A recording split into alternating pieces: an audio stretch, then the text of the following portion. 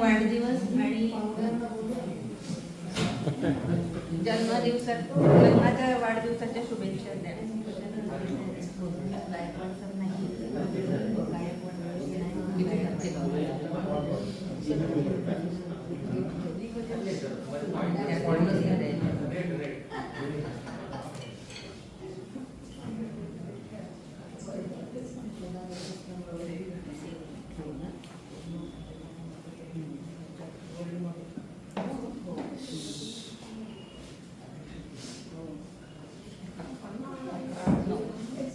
चालू आहे का बंद आहे? 11/9 विनायक गायकवाड यांनी त्यांचा वाढदिवस साजरा केला.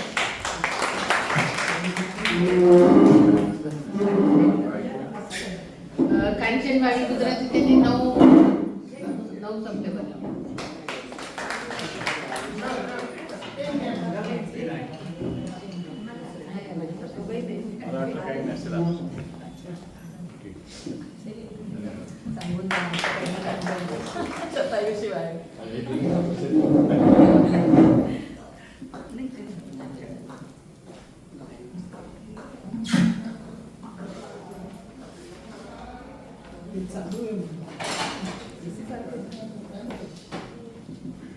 मीटिंग मध्ये फर्स्ट येणारे मेंबर रजिस्टर कुठे आहे? फर्स्ट आली ना कल्पना फर्स्ट आली आहे. आणि जरा दुसऱ्यांना पण मला असं वाटतं कल्पनाने चान्स द्यावा. सरांना विनंती करते की सरांनी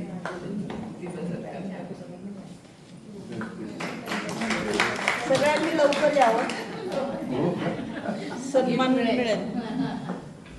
त्यानंतर एक बातमी म्हणजे आपले पेपर घेऊ भाऊ त्यांची एंजिओप्लास्टी झालेली आहे आणि त्यांची तब्येत आता चांगली आहे.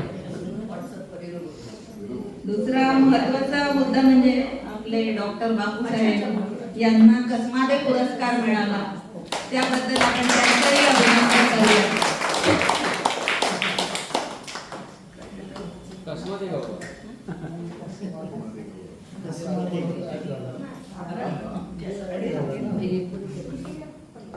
आओ दीदी एक 2 मिनिट समोर बघा. अजून थांबा, नंदिनी ताईंचा पण बर्थडे आहे. नंदिनी ताईंनी त्याला वेगळं स्टेजवर यावं शिक्षक दिनाच्या दिवशी.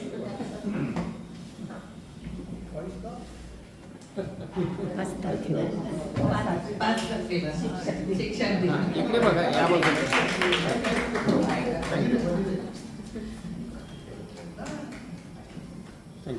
थँक्यू अलिका.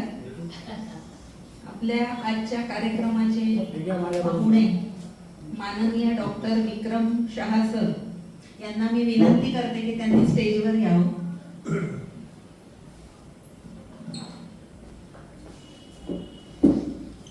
तर आपलं स्वागत आहे मीटिंगवर.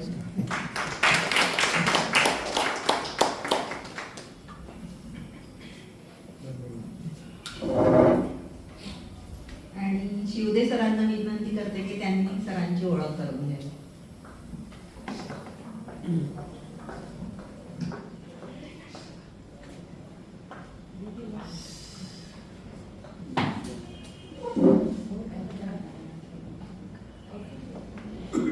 अध्यक्ष कल्पनाताई, उपक्रमी सचिव अलकाताई, आजचे आपले प्रमुख पाहुणे डॉक्टर विक्रम शहा आणि जीवलग मित्र मैत्रिणींनो, आपणा सर्वांचं मी आजच्या या सभेमध्ये स्वागत करतो.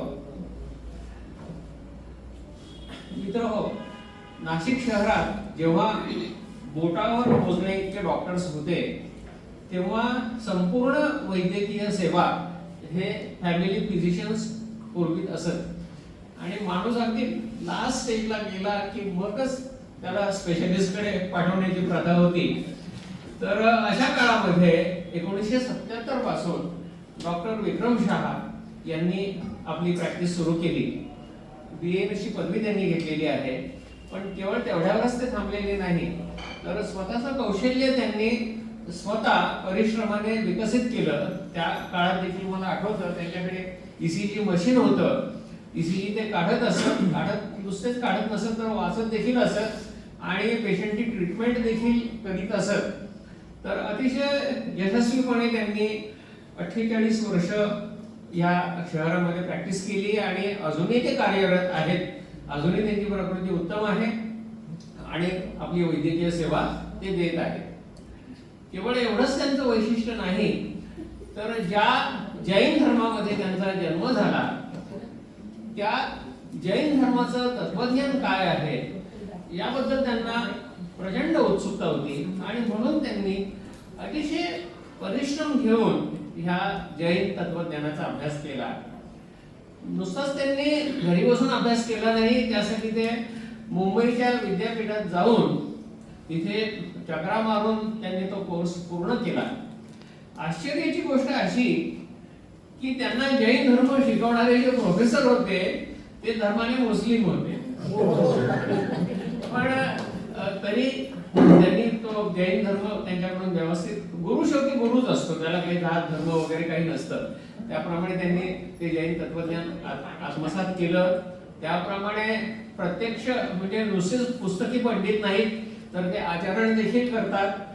जैन तत्वज्ञानावर त्यांनी पुस्तकं लिहिलेली आहे आणि तीर्थंकरांची देशना, गुलदस्ता, त्याच्यानंतर वेगवेगळ्या जैन धर्मामधल्या स्तोत्रांवरती त्यांनी पुस्तकं लिहिलेली आहेत.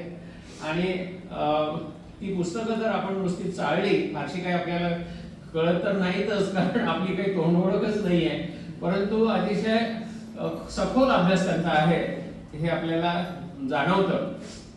आणि हा जो धर्म आपल्या देशामध्ये आहे तो आपल्या वैदिक धर्मा इतकाच प्राचीन आहे असं म्हटलं तर काही चुकीचं होणार नाही.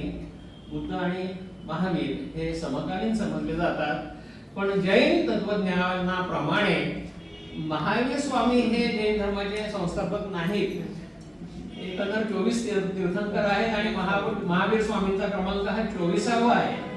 हा धर्म किती प्राचीन आहे. आपल्या नाशिकच्या परिसरामध्ये देखील जैन धर्माची अनेक तीर्थस्थानं आहेत. कुठल्याही डोंगरावर गेलं तर तिथे जैन धर्माचं एखादं तीर्थस्थान आढळतं आपल्याला. अंजनेरी जो पर्वत आहे त्याला पूर्वी अंजनगिरी म्हणत होते आणि तिथेही जैन गुहा आहेत, तिथे तीर्थंकरांच्या मूर्ती वगैरे आहेत. एवढंच नव्हे तर आपण जो चांभारलेणा म्हणून जो डोंगर ओळखतो त्याचं पूर्वीचं नाव चामरगिरी आणि तिथे तर वरती जैन मंदिरं अजूनही आहेत, त्यांची नित्यनेमाने पूजा अर्चा होत असते. एवढंच नव्हे तर आम्ही किल्ल्यांवरती जातो ट्रेकिंगला. कुठलाही प्राचीन किल्ला असला तर तिथे जैन एखादी गुहा असते. आता उदाहरणार्थ अंकाई म्हणून मनमाडच्या जवळ आहे, तिथेही जैन मंदिर आहेत, तिथे तळाशी जैन आश्रम आहे. त्यानंतर त्रिंगलवाडीला आम्ही गेलो होतो इगतपुरीच्या जवळ, तिथे जैन मंदिर आम्हाला आढळून आली. आणि मांगीटुंगी तर आता जगामध्ये प्रसिद्ध झाले, त्याला युनेस्कोचा मान मिळाला आहे. 108 फूट उंचीची पार्श्वनाथाची मूर्ती तिथे आपल्याला एकाच खडकातून कोरून काढलेली दिसते. जर आपल्याला कधी योग आला तर गिरनार आणि पालीताणा या स्थळांना आपण जरूर भेट द्या, म्हणजे स्वर्ग काय असतो ते आपल्याला पाहायला मिळेल. तर असा हा अतिशय प्राचीन, अहिंसावादी आणि जगा आणि जगू द्या हे तत्वज्ञान शिकवणारा आणि प्रत्यक्ष आचरणात आणणारा असा हा आपला धर्म, हा आपल्या देशाचं भूषण आहे. त्याच्याविषयी आज आपल्याला डॉक्टर साहेब जास्त माहिती करून देणार आहेत. तर मी सरांना आता विनंती करतो की त्यांनी आपल्या व्याख्यानाला सुरुवात करावी.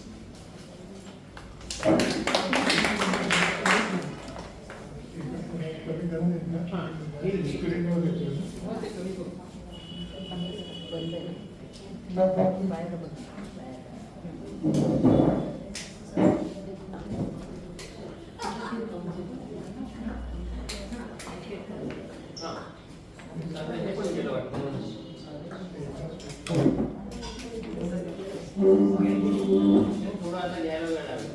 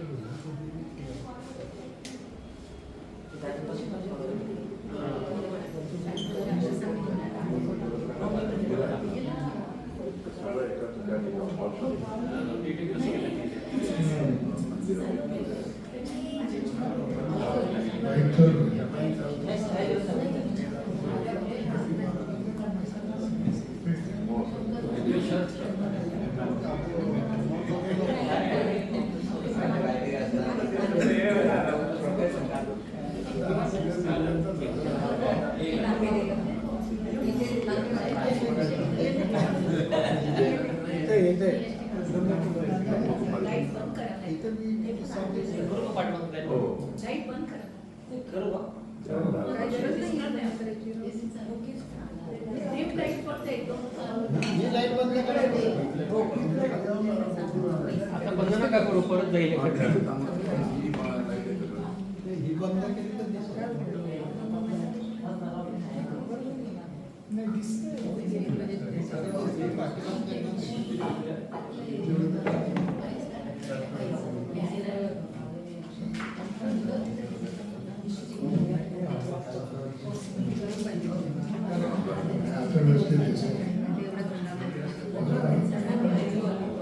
नमस्कार मित्रांनो, आज आपल्या सगळ्यांच्या भेटीचा जो योग आला तो डॉक्टर शिवदे यांच्यामुळे. खूप तसे जुने परिचित आहोत आम्ही, 48 वर्ष झाले प्रॅक्टिसला, आणि यांचं क्लिनिक MG रोडला छानपैकी झाडाखाली कौलारू याच्यात होतं, तेव्हापासून यांना आम्ही ओळखतो बघतो. आणि बऱ्याच नातेवाईकांच्या डिलिव्हरीज वगैरे त्यांच्याकडे झाल्यानंतर अजूनही त्यांची ते आठवण काढतात.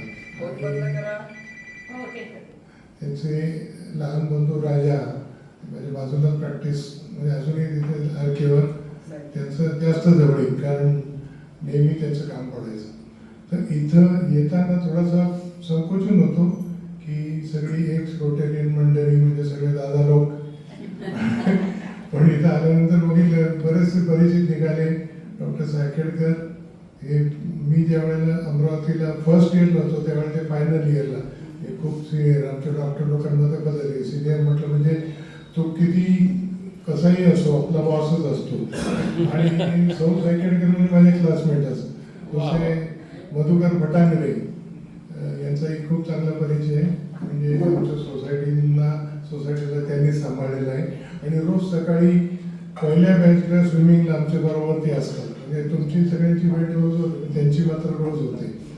तर आपण मुद्द्यावर येऊया की डॉक्टर शिवदेंचा यावेळेला म्हणजे फोन आला की तुम्ही जैन धर्मावर बोलाल का. तर मी त्यांना हो म्हणून सांगितलं. तुमच्या मेसेजमध्ये त्यांनी तसंच लिहून पाठवलं की डॉक्टर विक्रम शाही जैन धर्मावर बोलतील. तर धर्मावर बोलण्यासाठी जे लागतं ते कौशल्य वेगळं असतं, आणि ते ऐकूनच थोडंसं कंटाळलं होतं असं म्हटलं तरी चालेल. कारण की जे गुरु महाराज बोलतात ते धर्माबद्दल बोलतात, आणि त्यांचा मुख्य मुद्दा असतो की लोकांना आकर्षित करून धर्माच्या मार्गाला आणायचं. परंतु आपल्यासारखी शिकलेली जी मंडळी असते ती थोडी पुढे जाऊ इच्छिते किंवा ठीक आहे तुम्ही आम्हाला व्याख्यान दिलं, धर्माबद्दल बोललात, आम्ही आलो प्रवचनात, परंतु अजून पुढे शिकायचं असेल तर ही जी वृत्ती असते त्या दृष्टीने विचार केला की याच्यात आपल्याला अजून कसं काय पुढे शिकता येईल. तर नाशिकमध्ये तर तशी काही व्यवस्था नव्हती, आणि आपल्या मुंबई समाचार पेपर वाचता ते शेअरचे भाव बघता एक बातमी पाहिली की मुंबई विद्यापीठात म्हणजे जैन धर्माचे कोर्सेस चालू होत आहेत वगैरे वगैरे, त्याप्रमाणे मी एन्क्वायरी केली. तिथं ते गृहस्थ फोनवर होते, त्यांना विचारलं म्हटलं अहो मी तर नाशिकला राहतो, तुम्ही तर मुंबईला आता कोर्सेस आम्हाला कसं काय जमणार? अहो म्हणे बडोद्याहून लोक येतात रात्री ट्रेनमध्ये बसून सकाळी आणि परत जातात, तर नाशिक तर तुम्हाला किती जवळ आहे. म्हणून त्या उत्सुकतेपोटी मी जॉईन केलं आणि त्याचे पार्ट टाइम कोर्सेस असायचे. तर दर शनिवारी पंचवटी एक्सप्रेस हे पासच काढलेला होता आणि याप्रमाणे सकाळी जायचं आणि संध्याकाळी यायचं. याच्यात ॲडव्हान्टेज असं होतं की प्रवासाला जाताना 4 तास आणि येताना 4 तास, याच्यामध्ये बरेचसे ग्रंथ वाचायला मिळाले. आणि त्यावेळेला head of the department Mumbai विद्यापीठात सी.स. अंतरकर म्हणून आमचे गुरुजी होते. ते नंतर रिटायर झाले ना, आता ते नाही येत आहेत. परंतु तो माणूस इतका विद्वान होता की ही was head of the department of genealogy, परंतु ख्रिश्चियानिटीवर बोलण्यासाठी त्यांना युरोपमध्ये बोलवायचे. इतक्या विद्वान लोकांकडून. आणि त्यानंतर आता जी तिकडे ज्या परंपरा चालू आहे त्याच्यात हेड ऑफ द डिपार्टमेंट आहेत त्या सौ मीनल कातर्णीकर, शी इज अ ब्राह्मण लेडी आणि त्यांनी जेनॉलॉजीमध्ये PhD केलेलं आहे. आणि माझं मी शेवटी हे पुस्तक तुम्हाला नुसतं नाव सांगेन की त्याचं त्यांनी प्रस्तावना लिहिलेली आहे. प्रकाशनासाठी आल्या होत्या 23 पानी प्रस्तावना त्यांनी लिहिली. याच्यावरून त्यांची विद्वत्ता कळेल. म्हणजे असा एक योग आल्यामुळे आता आपण जैन धर्म या विषयावर न बोलता धर्म ही वस्तूच बाजूला ठेवून देऊया, कारण टोटली अलीकडे अजून जास्त अर्थ भलते निघतात धर्माचे. तर प्रत्येक धर्म आपले विचार मांडतो की माणसाचं कल्याण कसं व्हावं, मुक्ती कशी मिळावी आणि मिळत नाही तोपर्यंत जीवन कसं सुखी व्हावं, याप्रमाणे सगळे धर्म प्रयत्न करीत असतात. आणि ते धर्म जो विचार मांडतात त्याला तात्विक भाषेत दर्शन असा शब्द म्हणतो. म्हणून मी असा शब्द वापरला की this is introduction not to Jain dharma, not to Jain religion, it is Jain darshan. तर तशी वेगवेगळी दर्शन असतात.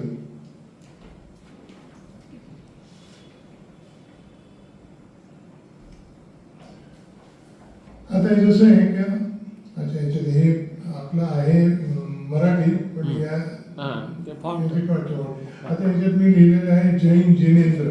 जय जिनेंद्र म्हणजे काय की आपण जसे नमस्कार करतो एकमेकांना, नमस्कार म्हणतो, आदाब म्हणतो, वालेकुम सलाम म्हणतात, तर ते जय जिनेंद्र असं जैनांमध्ये बोलायची पद्धत आहे. तर जय जिनेंद्र म्हणजे काय, जय असतो कोणाचा अर्थ जिनेंद्र, म्हणजे जिनेंद्र म्हणजे कोण की जे जिन झाले, म्हणजे याचा अर्थ सगळ्या आपल्या इंद्रियांवर विजय मिळवलेला आहे. आणि आपण जे नेहमी म्हणतो क्रोध मान माया लोभ यातनं बाहेर पडून ज्यांनी मुक्ती मिळवलेली आहे त्यांना जिन म्हटलं जातं आणि त्यांना नमस्कार करतो म्हणून जय जिनेंद्र हा शब्द वापरला जातो. तर अशा पद्धतीने हे जय जिनेंद्र ते मराठीतल्या याच्यात वेगळ्या याच्यात आलेलं आहे.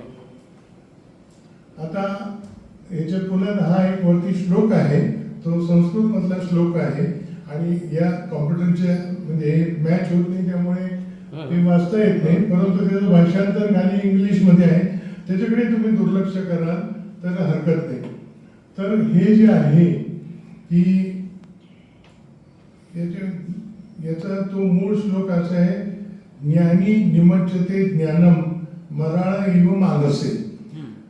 आता हा श्लोक मी पहिल्या सुरुवातीलाच का घेतला याच्या मागे एक छोटीशी कहाणी आहे, इथं अगदी उचित ठरेल सांगणं की सुरुवातीला एक श्लोक घ्यायची पद्धत आहे. हे खूप तसं तर अलीकडे सगळ्यांना माहिती आहे, परंतु ही प्रेरणा मी जी घेतली तर नाशिकमध्ये या इंडियन मेडिकल असोसिएशनचं एक मासिक यायचं व्हॉइस ऑफ IMA. आणि त्या व्हॉइस ऑफ IMA मध्ये सुरुवातीला एक श्लोक लिहायची पद्धत एका सद्गृहस्थाने घेतली आणि त्याचा तो श्लोक इतक्या वर्षांपासून 40 वर्ष झाले असेल मला अजून आठवतो, जानामि धर्मम नचमे प्रवृत्ती, जानामि अधर्मम नचमे निवृत्ती. तर आम्हाला लोक त्यावेळेस सांगितलं बिडी सोड, सिगारेट सोड, ते आम्ही ते सांगितलं कळतं पण वळत नाही. तर ही जी प्रेरणा मी घेतली ती डॉक्टर शिवदेकडून घेतली. बरोबर आहे डॉक्टर शिवदे, तुम्ही त्यावेळेला हे संपादक होते व्हॉइस ऑफ IMAचं आणि हे श्लोक त्यांनी लिहिलेला अजून माझ्या डोक्यात होते आणि तेव्हापासून मग मी हे. तर या श्लोकचा अर्थ असा की जो हंस असतो तो मान सरोवरामध्ये विहार करीत असतो आणि त्याच्यातच त्याला आनंद मिळत असतो. तसं ज्ञानी माणूस जो आहे तो ज्ञानामध्ये डुंबत असतो तर त्याच्यातच त्याला आनंद मिळत असतो, असा त्या श्लोकाचा एक अर्थ आहे. ज्ञानसार नावाचा एक 400 वर्षापूर्वीचा ग्रंथ आहे, त्यातला हा श्लोक आहे. आता पुढे जाऊया. आता आपण म्हणतो की आता जैन दर्शन हे म्हटल्यानंतर जगात आहेत कितीतरी दर्शन. आपण म्हणतो जैन धर्मावरून दर्शन शब्द वापरला तर किती दर्शन आहेत. आपल्याला थोडीशी एक प्राथमिक कल्पना देतो की आपण राहतो जगाच्या म्हटलं जातं की पूर्वेला आणि पश्चिमेला. तर पश्चिमेचे काही आहेत दर्शनं आणि पूर्वेची काही आहेत. तर त्याचं आपण एक थोडक्यात परामर्श घेऊया. तर पश्चिमेला काय काय कुठली धर्म आहेत. ख्रिश्चनिटी आहे, ज्युडाइझम म्हणजे इस्रायलवाले जे ज्यू लोक, त्याच्यानंतर इस्लाम तर सगळ्यांना माहिती आहे, आणि झोरास्ट्रियन म्हणजे पारशी हे मुख्यतः इराणमधून येतात. आणि पूर्वेकडचे जे धर्म आहेत त्याची आपण ओळख करून घ्या. आता हे याच्यात दोन आहेत मेन, हे वैदिक आणि अवैदिक. म्हणजे वेदांना मानणारे किंवा ज्यांचा विचार धर्म वेदांमधून निघालेला आहे, उत्पन्न झालेला आहे, म्हणून त्यांना वैदिक धर्म म्हणतात. परंतु असे काही काही दर्शनं आहेत की ज्यांचा उगम वेदांमध्ये झालेला नाही, किंवा वेदांना ते मानतात पण प्रमाण मानत नाही. आपला गंगोत्री म्हणून वेदांना मानत नाही, वेदांतला विचार भले मान्य असेल परंतु त्यातला जो मूळ आहे, सोर्स ज्याला म्हणतो, त्या वेदाला मानत नाही, त्यांना म्हणतात अवैदिक. वैदिक आणि अवैदिक असे हे आपल्या पूर्वेकडचे धर्म आहेत. आता पुढे जाऊया. आता पूर्वेकडचं आपण म्हटल्यानंतर जे धर्म आहेत तर कुठले आहेत. म्हणजे आपण पश्चिमेकडचं ख्रिश्चनिटी वगैरे सोडून देऊ, त्याचा आपल्याला आता काही अभ्यास करायचा नाही. तर हे पूर्वेकडचे जे आहेत वैदिक मध्ये आहे, न्याय आहे, वैशेषिका आहे, सांख्य. सांख्य बऱ्याच लोकांना माहित असेल, भगवद्गीता ज्यांनी वाचली आहे की अभ्यासली आहे त्यांना पुरुष आणि प्रकृती वगैरे याच्यात येतं. नंतर पतंजलीचा जो योग आहे तो पण मोठा विचार आहे. लोक नुसतं व्यायाम आणि एक्सरसाइज म्हणून घेतात, तसं नाही. त्याचं शेवटचं मुक्ती हेच ध्येय आहे. नंतर पूर्व मीमांसा आणि उत्तर मीमांसा. उत्तर मीमांसालाच आपण वेदांत म्हणतो. वेदांत म्हटलं म्हणजे या 6 पैकी हा शेवटचा. तर हा आहे वैदिक धर्माचा. आणि जे अवैदिक दर्शन आहे, चुकून मी धर्मशब्द वापरतोय पण दर्शन, तर ते अवैदिक मध्ये आहे बौद्ध विचार एक आहे, जैन आहे, आणि तिसरा जो आहे चार्वाकाचा, त्याचं खरं सैद्धांतिक नाव लोकायत म्हणून आहे. आणि त्याच्यानंतर खाली आहे ते शैव आणि शाक्त म्हणून. त्याचे आपला खूप परिचय नाहीये, पण ही जी आहे आपला मेन इंटरेस्ट आहे ते अवैदिक मध्ये, त्यातल्या त्यात जैन दर्शन. आता पुढे जाऊया. आता हा जैन दर्शन हे केव्हा निर्माण झालं. तर बऱ्याच लोकांचा असा गैरसमज आहे की जैन धर्म भगवान महावीराने स्थापन केला. ते तसं नाही आहे. तर जैन धर्म आपण म्हणतो it was from the beginning less time, म्हणजे त्याची सुरुवात कधी शोधता येत नाही. म्हणजे तो अनादि अनंत ज्याला म्हणतो आपण तशा प्रकारचा आहे. म्हणजे अमुक काळ असा नव्हताच की ज्या वेळेला जैन धर्म नव्हता. आता it exist from beginning less time, म्हणजे ज्याची सुरुवात नाही म्हणता येत कधी अमुक वेळी झालं असं. त्याच्यानंतर इट इज इमॉर्टल, म्हणजे तो अनादी काळापासून आहे आणि अनंत काळपर्यंत राहणार आहे. म्हणजे त्याचं अस्तित्व होतं आणि आहे आणि राहणार आहे, असा एक ते हिस्ट्रीमध्ये म्हणता येईल आपल्याला. त्याच्यानंतर एक कन्सेप्ट ऑफ कालचक्र. म्हणजे आता जसं आपण हिंदू धर्म शब्द नाही वापरत, पण वैदिक दृष्टिकोन, कारण हिंदू हा नावाचा धर्मच नाही. मी जैन असून मी हिंदूच आहे, कारण हिंदुस्थानात राहतो आणि हिंदू धर्म नाही. हिंदू ही जगाची एक पद्धती आहे आणि एक संस्कृती आहे आपली. म्हणजे भारतात राहणारा मुसलमान सुद्धा हिंदूच आहे, कारण तो हिंदुस्थानात राहतो आणि ते असतो हिमाचल वगैरे जे असेल ते. तर त्यामुळे पण हे जे आहे कालचक्र, तर या आपल्या वैदिक दर्शनामध्ये म्हटलेले आहे त्रेतायुग, सत्ययुग, द्वापार युग आणि नंतर हे कलियुग. तर याप्रमाणे जैन धर्मामध्ये पण कालचक्र, त्याच्यात 4 युग आपल्याला ऐकायला मिळतं. पण जैन धर्मामध्ये कसं आहे, कालचक्र म्हणजे गोल असतं. तर गोल असल्यानंतर तुम्ही कल्पना करा की सायकलचं चाक आहे, तर सायकलच्या चाकाला वेगळ्या वेगळ्या तिऱ्या आरे असतात, स्पोक्स असतात. तसे या कालचक्राचे 2 भाग केलेले आहेत. म्हणजे अगदी घड्याळाच्या 12 पासून तर 6 पर्यंत एक जर तुम्ही लाईन ओढली तर एक पूर्वेकडचा आणि पश्चिम म्हणजे उजवीकडचा आणि डावीकडचा असे जर 2 भाग केले तर कालचक्राचे आधी हे 2 भाग आहेत.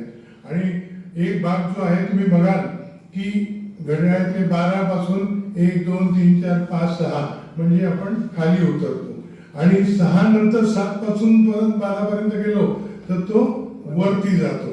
म्हणजे हे समजवण्यासाठी मी सांगितलेलं आहे की कसं आपल्या लक्षात यावं कालचक्र कसं आहे. आता ह्या कालचक्राचे जे आहेत ना, जसे मी स्पोक्स म्हणतो तिऱ्या, तसे 12 भाग केलेले आहेत.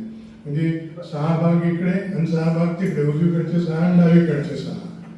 आता पुढे गेल्यानंतर बघा हे 6 जे आहे उत्सर्पिणी म्हणजे 6 पासून 12 पर्यंत घड्याळात आपल्या डाव्या हाताला बघितलं तर काळ म्हटलेला आहे उत्सर्पिणी म्हणजे असेंडिंग पार्ट म्हणजे वरती जाणारा. तो हा जो काळ आहे हा भरभराटीचा काळ आहे. म्हणजे आजच्यापेक्षा उद्या, उद्यापेक्षा परवा असं वर्षानुवर्ष चांगलं घडत जातं.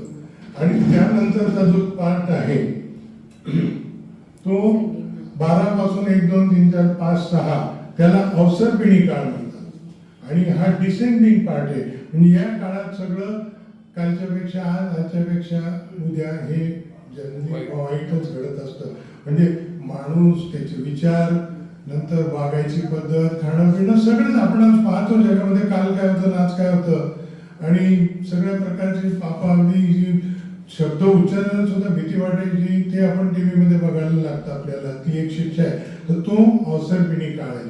आणि आपण मी म्हटलं 6 भाग असतात त्यातला आता हा 5वा भाग चालू आहे.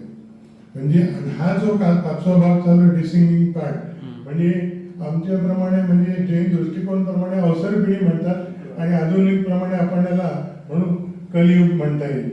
म्हणजे ते मॅच होतं तिथे. त्याच्यानंतर हे जे कालकरण चक्र आहे हे सतत चालूच असतं. हा काळ फिरतच असतो. हे याला काही एंड नाही. आणि सध्या मी म्हटलं हा जो आहे हा 5वा काळ आहे. बरोबर. आता पुढे सरकूया. आणि प्रत्येक काळामध्ये म्हणजे 1 पासून तर 6 पर्यंत, 6 पासून हा जो काळ आहे त्याच्यात 24 तीर्थंकर निर्माण होत असतात. पहिला, दुसरा, तिसरा. आता आपण सगळे महावीरांना ओळखतो ते 24वे होते. आणि तसे तो काळ संपल्यानंतर परत 1 2 3 4 24 पर्यंत होते. आता लोकांना प्रश्न पडतो का एका वेळी 24च का, ते 23 का नाही किंवा 25 का नाही. तर त्याचं कारण असं म्हटलं जातं की हा म्हणजे परमेश्वर ज्याला सामान्यपणे म्हटलं जातं महावीरांसारखे तीर्थंकर, तर त्यांना जन्माला येताना जी ग्रहस्थिती असते ती तेवढ्या काळामध्ये फक्त 24 वेळाच येते. म्हणून ती संख्या 24 आहे असं सायंटिफिक आन्सर मला मिळालेलं आहे. म्हणजे तेच त्याचं कारण असावं, त्याच्या व्यतिरिक्त काही कारण नाही. आता पुढे जाऊया. आता गॉड्स ऑफ जैन. आता लोकांना विचार जैनांचा देव कोण, परमेश्वर कोण, तर लोक ते महावीर आहे, पार्श्वनाथ आहे, असं आहे. तर परमेश्वर कोणाला म्हणावं याच्याबद्दल सुद्धा या म्हणजे फिलॉसॉफिकल लँग्वेजमध्ये खूप बारीक विचार करतात की जैन लोक जे आहेत ते नास्तिक आहेत. आश्चर्य मी असं का म्हणतो. आणि कोणाच्या दृष्टिकोनात की ज्या तुम्हाला कदाचित माहिती असेल तर सांगा, म्हणजे खूप चांगली माहिती की परमेश्वराने ही सृष्टी निर्माण केली अशी ज्यांची मान्यता आहे म्हणजे ते स्वतःला आस्तिक मानतात. आणि जैन दृष्टिकोन, जैन दर्शन तसं मानत नाही. परमेश्वराने सृष्टी निर्माण वगैरे केली नाही. सृष्टीने म्हटलं तर की आपण परमेश्वर म्हणतो याला, म्हणून हा परमेश्वर. म्हणून त्या दृष्टिकोनातनं बघितलं तर जैनांना नास्तिक म्हटलं जातं. There is no creator god. म्हणजे हे घडवणारा असा परमेश्वर नाहीये. म्हणून मग त्याला ते नास्तिक म्हणतात म्हणजे फिलॉसॉफिकल लँग्वेजमध्ये. आता त्याच्यानंतर ते कसं आहे की मग देव कोणाला म्हणायचं. म्हणजे आम्ही नास्तिक आहोत, मग शेवटी पूजा तर कोणाची करतो ना. तर कोणाची करतो, तर जो मुक्तीचा मार्ग दाखवतो, जो तुम्हाला या सुखदुःखाच्या फेऱ्यातनं की जन्म मरणाच्या फेऱ्यातनं जन्म जरा मृत्यू यातनं बाहेर जाण्याचा जो मार्ग दाखवतो तो आमचा परमेश्वर. मग तो कोण? तो एक नाही आहे. पुढे जाऊया. मग लॉजिकली म्हणजे तार्किक दृष्टीने परमेश्वर तसे 5 आहेत आमचे. तर ते कोण आणि कसे आणि का हे थोडक्यात बघूया आपण. आता त्याच्यामध्ये 5 परमेश्वरांचे जे उल्लेख आहे, पहिले आहेत अरिहंत म्हणजे त्यांना आपण तीर्थंकर म्हणतो, ते महावीर वगैरे. त्याच्यानंतर दुसरे आहेत सिद्ध, तिसरे आहेत आचार्य, मग उपाध्याय आणि साधू. हे जे 5 आहेत यांना हे 5ही मुक्तीचा मार्ग दाखवतात, मोक्षप्राप्तीचा मार्ग दाखवतात. म्हणून हे पंचपरमेष्ठी म्हटली जाते. these are called as पंचपरमेष्ठी. हे 5 परमेश्वर जैनांचे म्हटले जातात. आणि हे जे आहे नुसते पंचपरमेष्ठी नव्हे, भूतकाळात जे होऊन गेले, आताही जे असतील आणि भविष्य काळातले, हे सगळे जैनांचे परमेश्वर आहे. आणि ही खऱ्या अर्थाने डेमोक्रेसी आहे. म्हणून याच्यात लिहिलेले पास्ट, प्रेझेंट आणि फ्युचर हे सगळे. आणि नुसते इथं नाही, जगात विश्वामध्ये कुठेही असतील तर ते आमचे परमेश्वर. आता पुढे जाऊ. आता पंचपरमेष्ठी कोण आहे? ती 5 फक्त नावं आपण बघितली, त्याचं थोडक्यात परामर्श घेऊया. पहिले आहेत अरिहंत. अरिहंत म्हणजे अरि म्हणजे शत्रू आणि त्यांनी हंत म्हणजे नाश करणे. शत्रूंचा म्हणजे अंतरशत्रूंचा ज्यांनी नाश केलेला आहे. म्हणजे परत येतं ते राग, द्वेष, क्रोध, मान, माया, लोभ यांनी त्याचा नाश केलेला आहे आणि हे प्रथम स्थानावर आहेत. म्हणून त्यांना पहिल्या नंबरवर ठेवलेले नमस्कार करण्यामध्ये अरिहंत. त्यांचे ते डॉक्ट्रिन्स म्हणजे गुणवैशिष्ट्य ती मुख्यत्वाने जे आहेत, अनंत दर्शन, अनंत ज्ञान, अनंत चारित्र्य, अव्यवहार, सुख वगैरे, तर ते त्यांचे गुण आहेत. ते फक्त एक उल्लेख म्हणून तुम्हाला फक्त आठ दाखवतो. आता त्याच्यानंतर दुसरे आहेत सिद्ध. आता अरिहंत आणि सिद्ध हे दोघेही यांना मोक्षप्राप्ती झालेली आहेत. आज त्यांचा जगाशी काही संबंध नाही, संपर्क नाही, फक्त आपल्या समोर ते आदर्श आहेत. मग अरिहंत पण मुक्ती प्राप्त झाले, सिद्ध पण मुक्त प्राप्त झाले. मग दोघांमध्ये फरक काय? तर अरिहंत जे आहेत त्यांनी स्वतः तो मार्ग शोधला आणि तो दुसऱ्यांना दाखवला की अरे बाबा तू असा वाग म्हणजे तुला मुक्ती मिळेल. त्यामुळे काय झालं, अरिहंत आहे इज द बॉस. आणि त्यांचं ऐकून त्यांचा मार्ग स्वीकारून ज्यांनी मोक्षप्राप्ती करून घेतली त्यांना हे सिद्ध हे म्हटलं जातं. हे दुसऱ्या नंबरवर. आता अरिहंत आणि सिद्ध यांनी मोक्षप्राप्ती केली. मग आता त्याच्यानंतर ते गेल्यानंतर मग त्यांचा जो मार्ग आहे तो तुमच्या समोर ठेवणार कोण? तर आता हेड ऑफ द जे म्हटले जातात सगळे साधू संस्थेचे वगैरे किंवा शिकवणाऱ्यांचे ते आचार्य.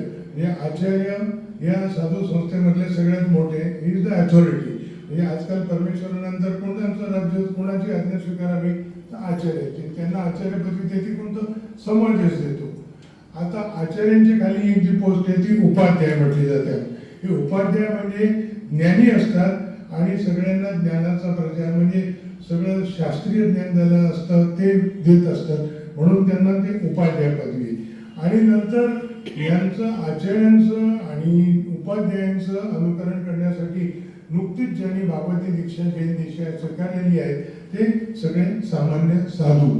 आता तुम्ही यांचे गुण बघाल तर ते अरिहंत, सिद्ध, आचार्य, उपाध्याय, साधू यांचे गुण म्हटले टोटल येते 108. आपण जी माळा बघतो त्या माळामध्ये मणी असतात ते 108 असतात. तर प्रत्येकाचं लॉजिक वेगळं आहे. जैनांचं लॉजिक हे असं आहे, या सगळ्यांच्या गुणांचं आपण वर्णन म्हणजे गुणगान करावं म्हणून त्याच्यात 108 मणी त्यांनी ठेवलेले आहेत. असा हा जैन दृष्टिकोन आहे. तुम्ही बाकी इतर धर्मामध्ये तुम्ही गेलात तरी ते 108, पण त्याचं मग कान वेगळं दिलं जातं. परंतु इथे जैनाचा हा दृष्टिकोन आहे. त्याच्यानंतर आता जैन धर्माची सुरुवात निदान सध्याच्या युगात केव्हा झाली? मी तुम्हाला म्हटलं उत्सर्पिणी काळ आणि अवसर्पिणी काळ. आपल्याकडे घड्याळाच्या उजव्या बाजूचा आपण पाहतो की हा दिवसेंदिवस वाईट काळ झालेला आहे. त्याच्यात शेवटचा आता महावीर आहे. पण पहिले कोण होते? तर पहिले तीर्थंकर. आणि तीर्थंकर शब्द पहिले मी अरिहंत बोललो. आता तीर्थंकर म्हणजे जे तीर्थम करोती इति तीर्थंकरा, जे तीर्थ निर्माण करतात त्यांना तीर्थंकर म्हणतो. तर ते हे आहे. पहिले आहे आदिश्वर. म्हणजे या काळातले म्हणजे त्यांना आता घडून अब्जावधी वर्ष झालेले अशी ती कालगणना सगळी आहे कालचक्रातली. परंतु ह्या काळातले जो आहे ते पहिले आहेत तीर्थंकर, त्यांचं नाव आदिश्वर, त्यांना ऋषभदेव आणि आदिनाथ या नावाने बरीच नाव आहेत त्यांची, परंतु या नावाने सुद्धा ओळखलं जातं.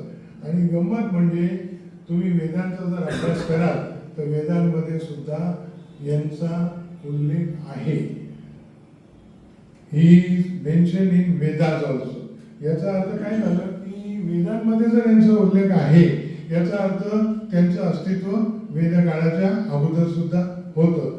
हे ऐतिहासिक सत्य आहे. आता त्यांचं एक वैशिष्ट्य अजून एक आहे का, विधवा विवाह अलीकडे आता मान्यता मिळायला लागली, मध्यंतरी तर काहीच नव्हतं 300-400 वर्षापूर्वी, परंतु लाखो करोडो वर्षापूर्वी त्यांनी एका विधवेशी विवाह केलेला होता. आता तो का केला वगैरे ती कारणं बरीच आहेत, पण ते तपशिलात जाण्यात आज प्रयोजन नाही, सगळा वेळ त्याच्यातच निघून जाईल. त्याच्यानंतर काय होतं की त्यांचा जो काळ होता त्यावेळेला सगळी जी काही गरज माणसाच्या, प्रत्येक माणसाची जी गरज असायची ती वनस्पतींपासूनच भागवली जायची. आजही नारळाच्या झाडाला आपण कल्पवृक्ष म्हणतो, कारण की त्याचा कुठलाही पार्ट वाया जात नाही. अगदी झाडूपासून तर अगदी नारळाचं खोबऱ्या तेलापर्यंत सगळ्या वस्तू नथिंग इज वेस्टेड. म्हणजे त्यावेळेला लोकांना जे काही खाणं पिणं असेल, कपडे ते असतील, वलकलं घालायचे असतील, सगळं त्यांना ते झाडांपासून वृक्षांपासून मिळायचे, म्हणून त्याला म्हणायचं कल्पवृक्ष. तर कल्पवृक्ष जसजशी नष्ट होत गेली तसतसं माणसाला कसं जगायचं हा प्रश्न निर्माण झाला. आणि तो धडा यांनी आदिनाथांनी म्हणजे पहिल्या तीर्थंकरांनी दिला. आणि तो कसा दिला, काय दिला, तो पहिला आहे असी, दुसरा आहे मसी आणि तिसरा आहे कृषी. असी म्हणजे हत्यार, म्हणजे ती मिस्त्री असेल, सुतार असेल, शेतीचे अवजार ज्याला म्हणतो, ती अवजार ती कशी बनवावीत आणि कशी वापरावीत, म्हणजे त्याच्यापासून तुम्हाला चरितार्थ. मसी याचा अर्थ होतो लेखणी, म्हणजे व्यापार कसा करावा हे त्यांनी शिकवलं. आणि तिसरं आहे कृषी, म्हणजे शेती कशी करावी.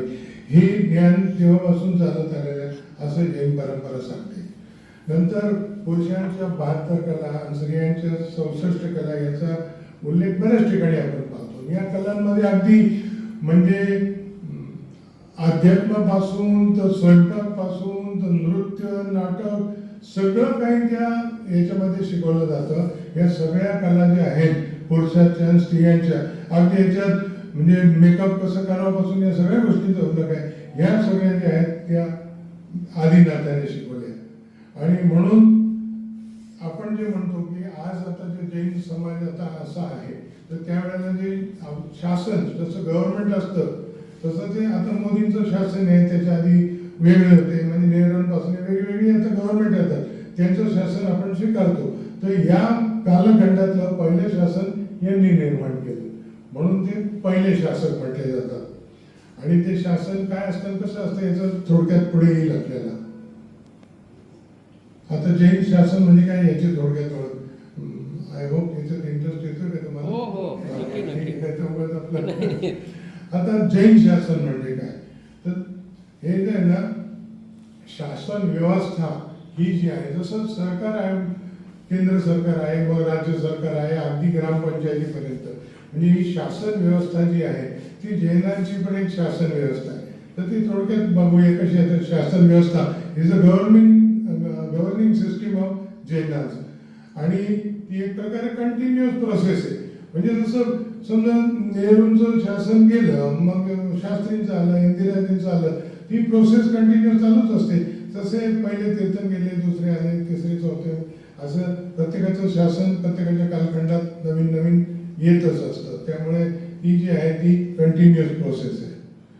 आता नंतर न्यू शासन कम्स विथ एवढी, प्रत्येक तीर्थंकर आला की ते आपलं शासन स्थापन करतो, जसं गव्हर्नमेंट निवडून वगैरे करतं तसाच तो प्रकार आहे. तर प्रेझेंट सिस्टीम म्हणजे आता आपण जे शासन जे लोक फॉलो करतात सगळे नियम वगैरे, तर ते शेवटचे लॉर्ड महावीराने तयार केलेले शासन आहे. आणि त्यांचे जे काही नियम असतील त्याप्रमाणे सगळं मंदिराचं वगैरे समाजाचं कामकाज चालतं. आणि ते त्यांनी जे शासन तयार केलं त्यालाच आम्ही संघ म्हणतो. जसं बौद्धांमध्ये बुद्धम शरणम गच्छामी संघम, त्यांचाही तो संघ आहे, तसा जैनांचाही संघ आहे. आणि आपण आता त्या शासनाला फॉलो करीत आहोत जैन. आता हे शासन जे आहे तो म्हणजे चतुर्विध संघ. चतुर्विध म्हणजे 4. तर 4 काय आहे, ते 4 पाय किंवा 4 त्याचे पिलर्स म्हणा, तर ते कोणते कोणते आहेत. After becoming an omniscient, that is सर्वज्ञ, लॉर्ड महावीरा एस्टॅब्लिश अ संघ. हे महावीराचं टोटल आयुष्य होतं फक्त 72 वर्षांचं. आणि त्या 72 वर्षांचं त्यांनी जो संन्यास घेतला म्हणजे भागवती जैन दीक्षा ती 30व्या वर्षी, आणि त्यानंतर 12.5 वर्ष त्यांनी तपश्चर्या केली. आणि घोर तपश्चर्या केल्यानंतर आपण त्यांना म्हणतात ज्ञानप्राप्ती झाली. तर नुसतं ज्ञान नसतं, ते केवळ ज्ञान म्हणतात त्याला. इंग्लिशमध्ये ओमनिसियंट आणि सामान्य भाषेत त्याला म्हणतो सर्वज्ञ. म्हणजे त्यांना म्हणजे अशी कुठलीच गोष्ट नाही की जी कळायची बाकी आहे. आणि ही ज्ञानप्राप्ती झाल्यानंतर त्यांनी ही संघाची, तोपर्यंत फक्त ते तपश्चर्याच करत होते. तोपर्यंत त्यांनी व्याख्यान प्रवचन पण द्यायचं नसतं, फक्त साधना केल्यानंतर ज्ञान प्रकट झालं की मग त्यांनी तो संघ स्थापन करायचा. आता त्याच्यानंतर संघ स्थापन केल्यानंतर त्यांचे जवळचे शिष्य असतात, पट्ट शिष्य म्हणजे पहिल्या दर्जाचे अगदी जवळचे. आणि ते जे होते त्यांना म्हणतात गणधर. मी महावीराचे प्रथम दर्जाचे सुरुवातीला त्यांच्याकडे आले, तेवढे विद्वत्ता त्यांच्यामध्ये होते. त्यांची संख्या होती 11. आणि पुढचं थोडंसं गमतीदार एक भाग आहे, सगळ्यांचे 11 ब्राह्मण होते. कारण विद्वत्ता जी आहे ती ब्राह्मणांमध्येच असते आणि शौर्य जे आहे ते क्षत्रियांमध्ये असतं. म्हणून महावीर जसे क्षत्रिय होते, परंतु विद्वत्ता जी आहे ती ब्राह्मण. आणि ज्यांना पटलं त्यांच्याकडे आले, आणि त्यातले जे होते आणि सगळे जन्माने ब्राह्मण होते. आणि त्यातले जे पहिले होते त्यांचं नाव होतं गौतम. लोकांचा गैरसमज असं गौतम बुद्ध वेगळे आणि हे इंद्रबुद्धी गौतम वेगळे. आणि गौतम बुद्ध महावीरापेक्षा 30 वर्षानंतर जन्मले. हे बऱ्याच लोकांना माहित नाही, समकालीन होते. पण ते काही लोक म्हणतात कधी भेटले, कोणी म्हणतात नाही भेटले, परंतु ते समकालीन म्हटले जातात. ते प्रथम शिष्य जे आहे ते इंद्रबुद्धी गौतम. आणि नंतर 11 पैकी जे 5वे शिष्य होते त्यांचं नाव होतं सुधर्मा. आणि काय होतं, 11 शिष्यापैकी जे सुधर्मा होते 5व्या क्रमांकाचे, त्यांना ती आपण जी म्हणतो गादी जी चालवली जाते, ती गादी त्यांनी सुधर्मा स्वामींना दिली. कारण त्यांचं आयुष्य सगळ्यात जास्त आहे मागण्याला त्यांच्या ज्ञानात काळ आलेलं होतं की माझ्या 11 शिष्य गणधर म्हणजे मुख्य शिष्यांपैकी सगळ्यात जास्त कोण जगणार असेल तर सुधर्मा. आणि ते सुधर्मा स्वामींना त्यांनी ती पाठ परंपरा दिली आणि ती आजपर्यंत चालू आहे. मी त्याची लिस्ट पण मिळते, त्यांच्यानंतर कोण झाले, नंतर कोण झाले, नंतर फाटे फुटले ती गोष्ट वेगळी. परंतु आजही आता आमचे जे समजा ज्या ग्रुपमध्ये मी जातो, ज्या संघामध्ये जातो, त्याचे प्रमुख आहे ते बहुतेक काहीतरी 80 काय 79 अशी ती गादी आहे ती परंपरा. तर ती परंपरा अजून चालू आहे.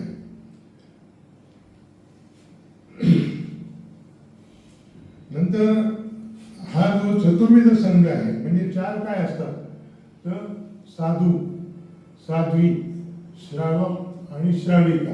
हे मी म्हटलं 4 पिलर म्हणतात. हे 4 मिळून हा संघ तयार होतो. आणि हे महावीराचं प्रत्येकाचं कालखंड असतो. जसं आता मोदीचं म्हटलं फॉर एक्झाम्पल 5 वर्षाचं आपण निवडणूक लढल्यानंतर परत निवडून आली गोष्ट वेगळी. तसं महावीरानं जो शासन स्थापना केली तर त्यांनी सांगितलं का माझं हे शासन किती वर्ष झाले तर ते 21,000 वर्ष झाले असं त्यांनी सांगितले. त्या 21,000 वर्षातली 2,500 वर्ष निघून गेलेली आहेत. त्यामुळे आता 18,500 वर्षापर्यंत महावीराचं शासन राहील. त्यानंतर हे खंडित होणार, मग नवीन परत पुढची परंपरा चालू होईल.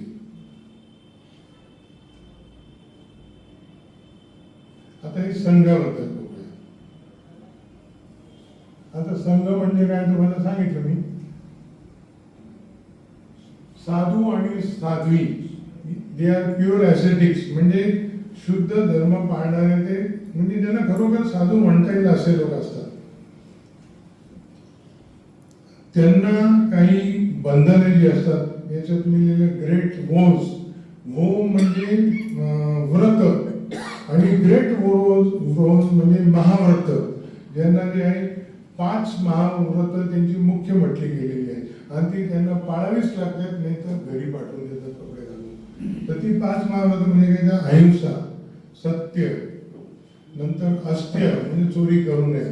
ते अस्त्य चोरी करू नये म्हणजे इतकं सूक्ष्मपणे पाळतात की तुमचं पुस्तक मी वाचायला घेतल्यानंतर परवानगीशिवाय उचलायचं नाही, इतकं ते पाळतात. म्हणजे साधी गोष्ट आहे, तुम्ही कुठे गेल्यानंतर प्रामाणिकपणे एक्सक्यूज मी त्यांना ते बुक, तसं ते नाही तर चोरीचा दोष तो प्रायश्चित घ्यावं लागतं. ते अशी महाव्रत आहे. म्हणजे अहिंसा, सत्य, अस्त्य, ब्रह्मचर्य आणि अपरिग्रह. ब्रह्मचर्य तर सगळ्यांना माहिती आहे.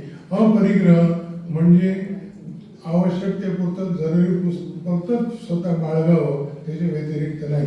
दिगंबर समाजामध्ये तुम्ही बघाल तर ते वस्त्र सुद्धा ठेवू शकत नाही, त्यांच्याकडे फक्त तो कमंडलू असतो आणि तोही पाणी पिण्यासाठीच असतो, फक्त असं नाही आहे. कारण नॅचरली लघवी प्रसाकडे गेल्यानंतर स्वच्छता करण्यासाठी पाणी मिळणार कसं म्हणून, आणि एक मोर केसाचं झाडूसारखं मोर पिच्छी म्हणतात, कारण पुढे बसण्याआधी तिथं खाली जीवजंतू, किडी, मुंगा मरू नये आपल्या खाली म्हणून.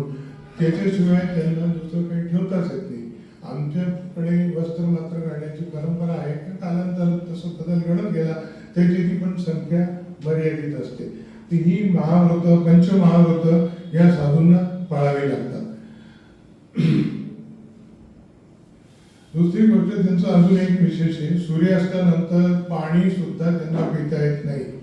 बोलता बोलता किंवा काही उन्हाळा खूप असेल, तहान लागली तर रात्री ते गार पाण्याच्या पट्ट्या करून गळ्यावर ठेवतात, परंतु पाणी पित नाही. हे इतकं कडक ते पाळतात. आणि हे तरी आमचे साधू तरी सकाळपासून सूर्यास्तापर्यंत, सूर्योदयानंतर 48 मिनिटांनी आणि सूर्यास्ताच्या आत साधारणतः 48 मिनिटं आधी पाणी. दिगंबर लोकांमध्ये इतकं कडक आहे की एका वेळी एक आसन एकदाच बसला आणि त्यावेळेला इतकं पाणी, नंतर 24 तास पाणी पण पित नाही.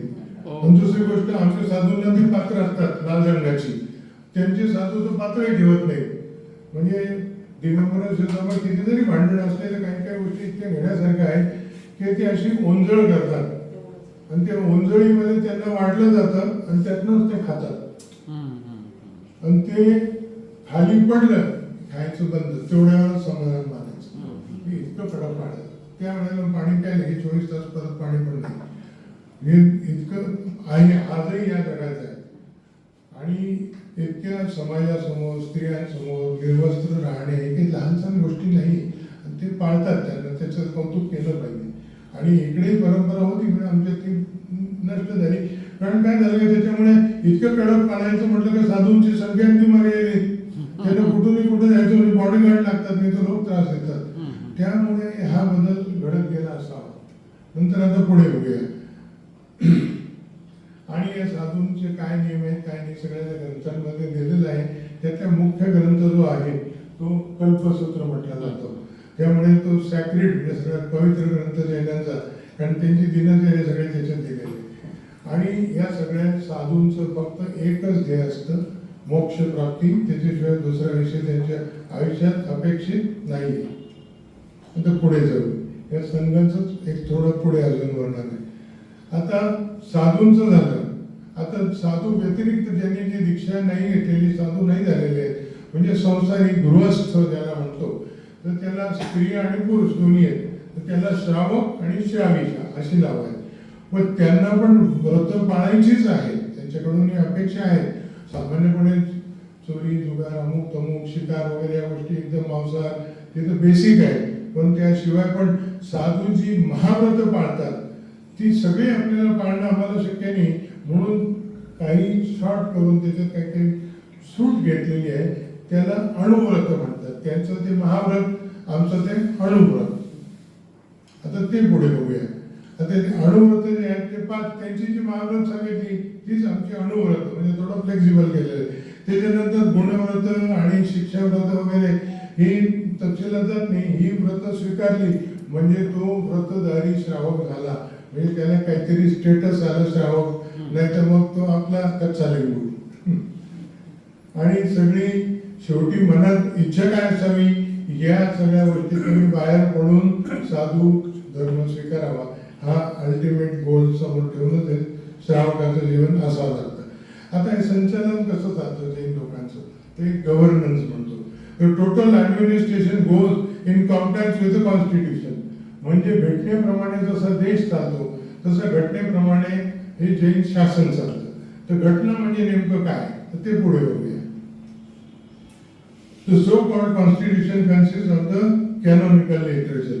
Canonical literature म्हणजे मूळ ग्रंथ.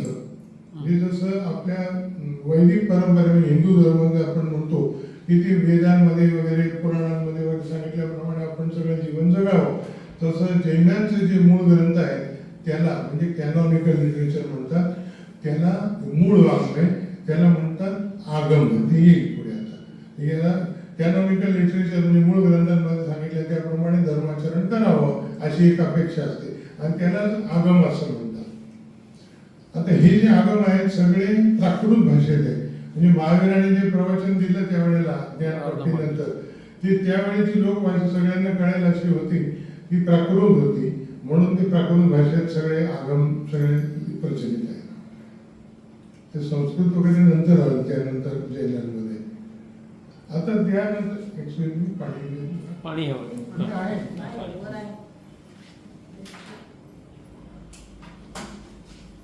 आता प्रत्यक्ष महावीर हयात असताना त्याच्यासमोर एक गणधर ज्या वेळेला होते आणि साधू जे होते त्यांनी महावीरांच्या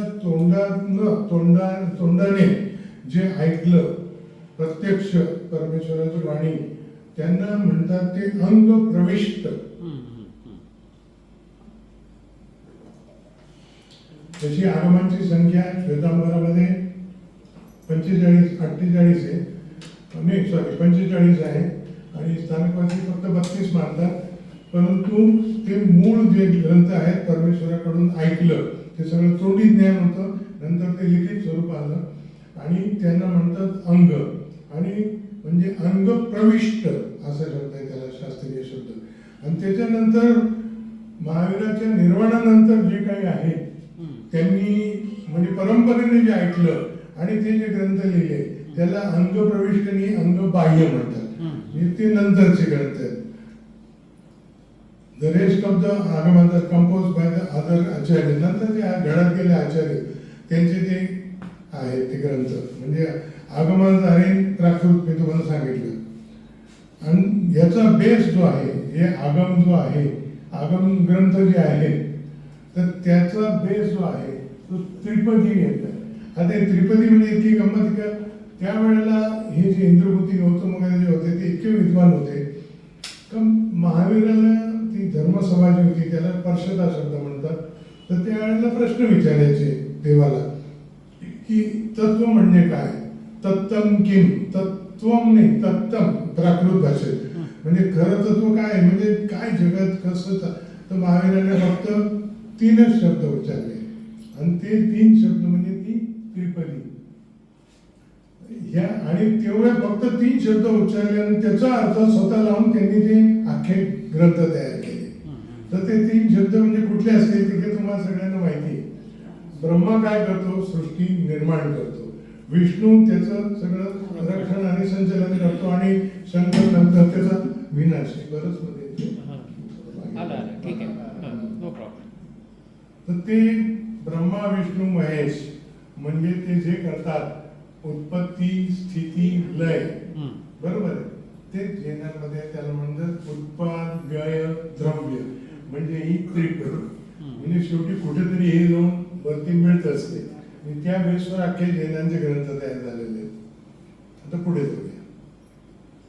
आता या ग्रंथांमधून आपल्याला काय काय शिकायला मिळू शकतं, काय काय कसला कसला उल्लेख असू शकतो याची जस्ट एक कल्पना देतो तुम्हाला. The contents of the literature canonical and non canonical म्हणजे अंग प्रविष्ट आणि अंग बाह्य जे काही असतील ग्रंथ प्राचीन खास करून प्राकृतमध्ये नंतर संस्कृत आलं ते. तर ते त्यातनं काय काय तुम्हाला बघायला कंटेंट त्याच्यात काय काय आहे आणि ते आजही आहे. बायोलॉजी बायोलॉजीमध्ये म्हणजे याच्यात जीवविचार सगळ्यात मूळ जैनांचं सगळ्यात पहिले जे आहे ते अहिंसा तत्व आहे. तर अहिंसा तत्व आपल्याकडून म्हणजे हिंसा होऊ नये. हिंसा कोणाची होऊ शकते तर ज्याच्यामध्ये जीव, म्हणजे याचा जीव विचार नावाचा जो ग्रंथ आहे त्याच्यामध्ये सूक्ष्म अतिसूक्ष्म जीवांचं अस्तित्वापासून तर सगळं पंचेंद्रिय म्हणजे मनुष्यापर्यंत हे सगळ्यांचं अगदी डिटेल वर्णन आहे. आणि त्यालाच म्हणतात आपण बायोलॉजी म्हणतो. आमच्या याच्यात जीव विचार याच्यामध्ये प्राण्यांमध्ये आणि वनस्पतीचं उदाहरण तर तुम्हाला सगळ्यांना माहिती आहे की वनस्पती महावीराने सांगितलं. आणि आपल्याकडे जे सायंटिस्ट होऊन गेले जगदीशचंद्र बोस, म्हणजे ते सुभाषचंद्र बोस त्यांचं काही संबंध फक्त आडनाव बंधू त्यांचे चरित्र आहे माझ्याकडे. त्यांनी स्वतः सिद्ध करून दाखवलं. नुसतं असं नाही की वनस्पती अति वाढते वगैरे म्हणजे याचा अर्थ मध्ये काहीतरी आत्मा आहे. ते त्यांनी लॅबोरेटरीमध्ये यंत्र तयार केलं, त्याला सेस्मोग्राफ म्हणायचे. आणि इंग्लंडमध्ये जाऊन त्यांनी सिद्ध केलं की नुसतं याच्यात जीव नाही, यांना भावना सुद्धा आहे. म्हणजे तुम्ही चांगल्या ह्यातून जवळ गेला तर वेगळं त्यांना डिफ्लेक्शन मिळतं, वाईट भावनेने गेलं तर वेगळं डिफ्लेक्शन मिळतं. आणि आज सुद्धा या वर्षात तुम्हाला सांगतो अशी नवीन पुस्तकं आलेली आहेत की वनस्पती एक दुसऱ्यांची जमिनी घालून त्यांची जी कनेक्शन असतात ते एकमेकांच्या भावना त्यांच्याकडे त्या प्रसारित करीत असतात. आणि बाकीचं कीटक वनस्पती आपल्या ड्रॉसला माहिती आहे, जवळ आलं की ते झाकण बंद होतं, कीटकामध्ये अटकतो. म्हणजे तिचं प्राण असल्याशिवाय हे तत्व 2500 वर्षापूर्वी महावीरांनी सांगितलेलं आहे. त्याच्यात स्वर्ग आणि नरक हे सेलेस्टियल म्हणजे स्वर्ग आणि हेलिश नरक ही सगळी वर्णनं आहेत त्याच्यात. त्याच्यानंतर अजून काय बघायला मिळतं कॉस्मॉलॉजी म्हणजे लोकस्वरूप. आज आपण फक्त पृथ्वी पाहिली आहे, अमेरिकापासून तर जपानपर्यंत पूर्व पश्चिम एवढंच आपल्याला माहिती आहे. पण या शास्त्रांमध्ये जे वर्णन आहे ते अख्ख्या ब्रह्मांडाचं वर्णन आहे. नुसते आपल्या पृथ्वीचं वर्णन, पृथ्वी हा त्यातला एक बिंदू आहे. पण आपण आता पाहतो चंद्रावर गेले, मंगळावर गेले, अजून पुढे जात आहेत. म्हणजे हे जे सगळं आहे हे सगळं वर्णन त्याच्यामध्ये बघायला मिळतं, होतं नाही. आजही हे तुम्हाला दाखवतो मी. आता पुढे गेलं ॲस्ट्रॉलॉजी म्हणजे ज्योतिषशास्त्र, ते तर आपल्याला सगळ्यांना माहितीच आहे. आता अलीकडे ठीक आहे इतके चांगले ज्योतिष नाही आहेत, परंतु मी स्वतःचा अनुभव घेतलेला आहे की ज्योतिषमध्ये चांगला जाणकार माणूस असेल तर खरोखर ते प्रेडिक्शन त्यांची खरी निघतात अगदी.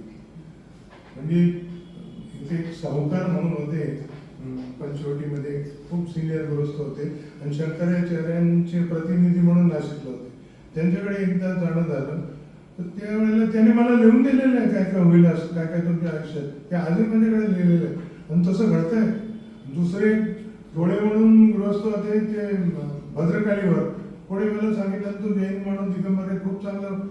गेलो त्या माणसाला, मी गेलो म्हणजे मला चिंता होती मुलगा आता माझा काही डॉक्टर होत नाही, शिकत नाही, शाळेत मारल्याशिवाय जात नाही आणि याचं पुढे काय होईल, मग याचं लग्न कसं करणं, हा पोट कसं भरेल.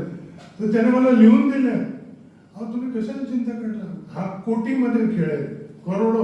अहो म्हटलं मी लाख नाही पाहिले, जनरल प्रॅक्टिशनर आहे आणि आज तुम्ही बघाल तर तो खरोखर आता सायकेडिकलला माहिती आहे तो लँड झाला म्हणून. म्हणजे हे ज्योतिषशास्त्र खोटं नाही. कोणाला व्यक्त करता येत नसेल तर ती कंजोरी 100% खरंही नसतं, 100% खोटंही नसतं. परंतु ही सगळी वर्णन मात्र शास्त्रामध्ये मिळतात. त्यामुळे सगळ्यांना बंपागे असं काही बोलू नये. त्याच्यानंतर ॲस्ट्रॉनॉमी म्हणजे सगळे नवग्रह आपण जे म्हणतो त्याचं सगळं वर्णन याच्यामध्ये कॅनॉनिकल लिटरेचरमध्ये या ग्रंथांमध्ये मिळतं. नंतर सगळ्यात अवघड विषय जो आहे तो न्याय आहे. बरेच जैन साधू हा न्याय विषय शिकण्यासाठी, म्हणजे न्याय हा काय असतो हा शिकावा तो ब्राह्मणांकडूनच आणि तोही शिकावा वाराणसीला जाऊनच. तर काही काही साधू तिथं वाराणसीला जाऊन शिकून आलेले होते. 400 वर्षापूर्वी शेवटचे एक साधू होते उपाध्याय यशोविजय, ते तिथं जाऊन शिकून आलेले होते. त्यानंतर कोणी साधू गेले नाही, परंतु एक 20-25 वर्षापूर्वी स्वर्गस्थ झाले, देवगत झाले ते जे साधू होते ते पुण्याला चातुर्मास असताना त्यांच्या गुरूंनी काशीहून एक विद्वान ब्राह्मण बोलवले होते आणि पुण्यामध्ये त्यांच्याकडून ते न्याय शिकले. म्हणजे आजही न्याय. आणि मी आमच्या या क्लासमध्ये मुंबईला जे जायचो आम्हाला न्याय शिकवणाऱ्या ज्या होत्या त्या मॅडम कुलकर्णीच होते. म्हणजे जैनांनी न्याय शिकावा तो ब्राह्मणांकडून. हे इतकं एकमेकांचं अंडरस्टँडिंग त्या काळी होतं आणि आजही म्हटलं तर ज्ञानी लोकांमध्ये आहे. त्याच्यानंतर फिलॉसॉफी म्हणजे तत्वज्ञान याचं आपण बोलतोच आहोत. त्याच्यानंतर इकॉनॉमिक्स इकॉनॉमिक्स मध्ये 7 क्षेत्र दिलेली आहेत. त्या 7 क्षेत्रांमध्ये नावं त्यांची आहेत. म्हणजे जिन प्रतिमा, जिन मंदिर, नंतर आगम, साधू, साध्वी, श्रावक, श्राविका अशी 7 आहेत. म्हणजे क्रमाने आहेत. कुठे कुठे पैसा कसा कसा खर्च करावा त्याचं सगळं वर्णन त्याच्यामध्ये आहे. म्हणजे इकॉनॉमिक्स सुद्धा आहे त्याच्यामध्ये. आज भारतामध्ये सगळ्यात जास्त पांढरापोळ गोशाळा जैनांच्या आहेत. सगळ्यात म्हणजे जवळजवळ 70 to 80% जैनांचे. आणि इथं नाशिकला आता जी आहे विलोळीला ती म्हणजे माझा मुलगा आणि त्याचे एक मित्र तेच पाहतात. बाहेर पैसे मागायला जात नाहीत. लोक रोज नुसतं बघायला गेलेला सुद्धा माणूस दान धर्म करतो तिथं. आणि तिथे सगळ्यात पहिला नंबर, दुसरा नंबर असेल तर सिंधी आणि मारवाडी. ते मंदिरात नाही पण तिथे देतात. म्हणजे मी एक गोशाळा चालवायचं म्हणून हे पैसे कसे वापरायचे ते त्याच्यात सांगितलेलं आहे. कालचक्र मी तुम्हाला सांगितलं त्याचं वर्णन आहे. मेन म्हणजे मेडिसिन याचं वर्णन तुम्हाला सांगतो डॉक्टर शिवदे आणि आमचे डॉक्टर मित्रांना. किती सूक्ष्म वर्णन मी स्वतः त्या ग्रंथामध्ये. आपण म्हणतो कानातल्या 3 हाडांची साखळी इंकस, स्टेपीज त्याचं सुद्धा वर्णन त्याच्यामध्ये. म्हणजे असं तुम्हाला त्याच्यात अॅनाटॉमिक फिजिओलॉजी सुद्धा बघायला मिळते. आणि बाकी तर हर्बल मेडिसिन वगैरे तर असतातच औषधं. त्याच्यानंतर हिस्ट्री मी तुम्हाला सांगितलं म्हणजे जैन परंपरा काय ती पहिल्या तीर्थंकरापासून तर किती येतं महावीरांनी सांगून ठेवलेलं आहे हे आपण बोललो. त्याच्यानंतर एथिक्स म्हणजे याच्यामध्ये ते कल्पसूत्र म्हटलं ग्रंथ त्याच्यामध्ये लिहिलं आहे. एका ठिकाणी किती साधूंनी राहावं, किती दिवस राहावं, साध्वींनी एकटे राहू नये, कमीत कमी 3 असाव्यात, साधू असले तर कमीत कमी 2 असावेत, कुणाच्या घरात राहू नये, नाईलाज असेल घरात राहिलं तर कुणीतरी त्याचं भाडं द्यावं, त्याच्या घरची भिक्षा स्वीकारू नये, असे बरंच एथिक्स आहेत. ती पाळली जातात आजही, ती बघायला मिळतात. नंतर structure of the function of the unit याच्यावरती एक वेगळं व्याख्यान करता येईल असा तो विषय. त्याच्यामध्ये नवतत्व आहे म्हणजे जीव आणि अजीव याच्यामध्ये आत्मा आणि ज्याच्यात आत्मा आणि असेल अजीव याचं इतकं सूक्ष्म म्हणून याच्यावर माझं सगळं पुस्तकही व्यवस्थित लिहून झालेलं. ते आता पुढे ते प्रिंटिंग येईल त्याचं. पण त्याच्यामध्ये त्याचं स्ट्रक्चर ऑफ द युनिवर्स हे विश्व कशाचं बनलेलं आहे आणि त्याचं संचालन कसं चालतं याचं फंक्शन स्ट्रक्चर म्हणजे कॉम्प्युटरचं हार्डवेअर आणि सॉफ्टवेअर तसं त्याचं अगदी डिटेल वर्णन आहे आणि आजही ते बघायला मिळतंय. त्याच्यानंतर आता माझं एक पुस्तक सोबत मी आणलेलं आहे. त्याची 7-8 पुस्तकं लिहून झाली आणि तुम्ही सांगितलं अवघड वाटतं. हा एक जो प्रकार आहे 2 पुस्तकं आणलेली आहेत. एक आहे त्याच्यात फक्त जनरल नॉलेज आहे गुलदस्ता म्हणून आणि दुसरं आहे कर्म विपाक. आता कर्माचं प्रत्येक धर्माने कर्माचा अभ्यास केलेला आहे आणि प्रत्येक धर्मात अगदी डिटेल आहे. परंतु शेवटी कुठेतरी मर्यादा येतेच. त्यातल्या त्यात भगवद्गीतेमध्ये चांगल्या धर्माचा म्हणजे पूर्वसंचित कर्म आहे. नंतर आता आपण बघतो ते कर्म आहे. परंतु सायंटिफिकली तुम्ही जर बघाल तर जैनांच्या या लिटरेचरमध्ये कर्माचं जे वर्णन आहे ते तुम्हाला कुठे आढळणार नाही. आणि त्याचे ते कर्मग्रंथ 6 आहेत. त्यातला फक्त पहिल्या कर्मग्रंथाचं मी मराठीत भाषांतर सोप्या भाषेत केलेलं आहे. अगदी सामान्य माणसाला जो जैन नाही त्यालाही कळेल की ॲक्च्युअली याच्यात फिजिक्स आणि केमिस्ट्री कशी आहे ती त्या पुस्तकातनं तुम्हाला कळेल. तेही पुस्तक कर्मविपाक म्हणून पहिला ग्रंथ आहे त्या नावाने मराठीत आहे. सगळी पुस्तक मराठीत आहे.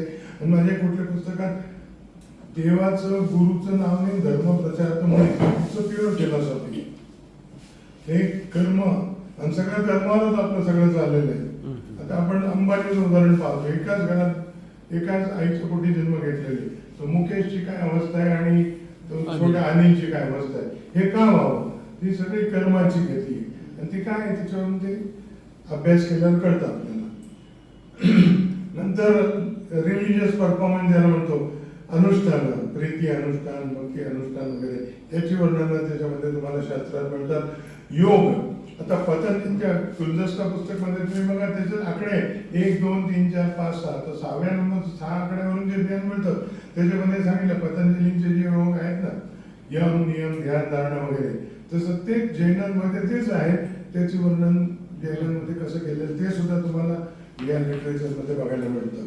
त्याच्यानंतर कॅलेंडर म्हणजे पंचांग तिथं सगळ्या धर्मामध्ये आहेच. ते मुसलमानांचंही आहे हिंदूंचंही आहे जैनांचं सुद्धा पंचांग वेगळं असतं ते शास्त्रामध्ये त्याचंही वर्णन आहे. नंतर त्याच्या व्यतिरिक्त काय असेल तर नाट्य म्हणजे नाट्यातल्या पात्रातनं त्यांच्या तोंडातनं सगळं धर्म शिकवलं गेलेलं आहे. त्याच्यानंतर कथा, त्याच्यानंतर हे ग्रामर, म्हणजे ग्रामर सुद्धा जैनांमधले आहे. अलीकडे आम्ही स्वतः सुद्धा जे फॉलो करतो ते पाणिनीचं व्याकरण फॉलो करतो संस्कृतमध्ये. परंतु 950 वर्षापूर्वी गुजरातच्या आमचं जे मूळ गाव आहे पाटण, तिथे महाराजाचे कुमार पाल महाराज त्यांनी जैनाचार्य येऊन गेले. त्यांना विनंती केली हेमचंद्राचार्य की तुम्ही जैन व्याकरण पण तयार करा. त्यांनी ते तयार केलं. त्या राजाचं नाव सिद्धराज आणि स्वतः हेमचंद्र म्हणून सिद्ध हेम शब्दानुशासन या नावाचे 3 व्याकरण ग्रंथ केले. आणि त्यांनी त्या राजा एवढा खुश झाला की त्या पुस्तकाची हत्तीवरून गावभर त्यांनी मिरवणूक काढली. असं आहे किती असं आहे. परंतु ते जर आवड जातं त्यामुळे आम्ही अभ्यास सगळा पाणिनीच्या व्याकरणमधूनच बहुतेक सगळ्यांकडून महाराज करतात. त्याच्यानंतर पोएट्री, काव्य सुद्धा आहे.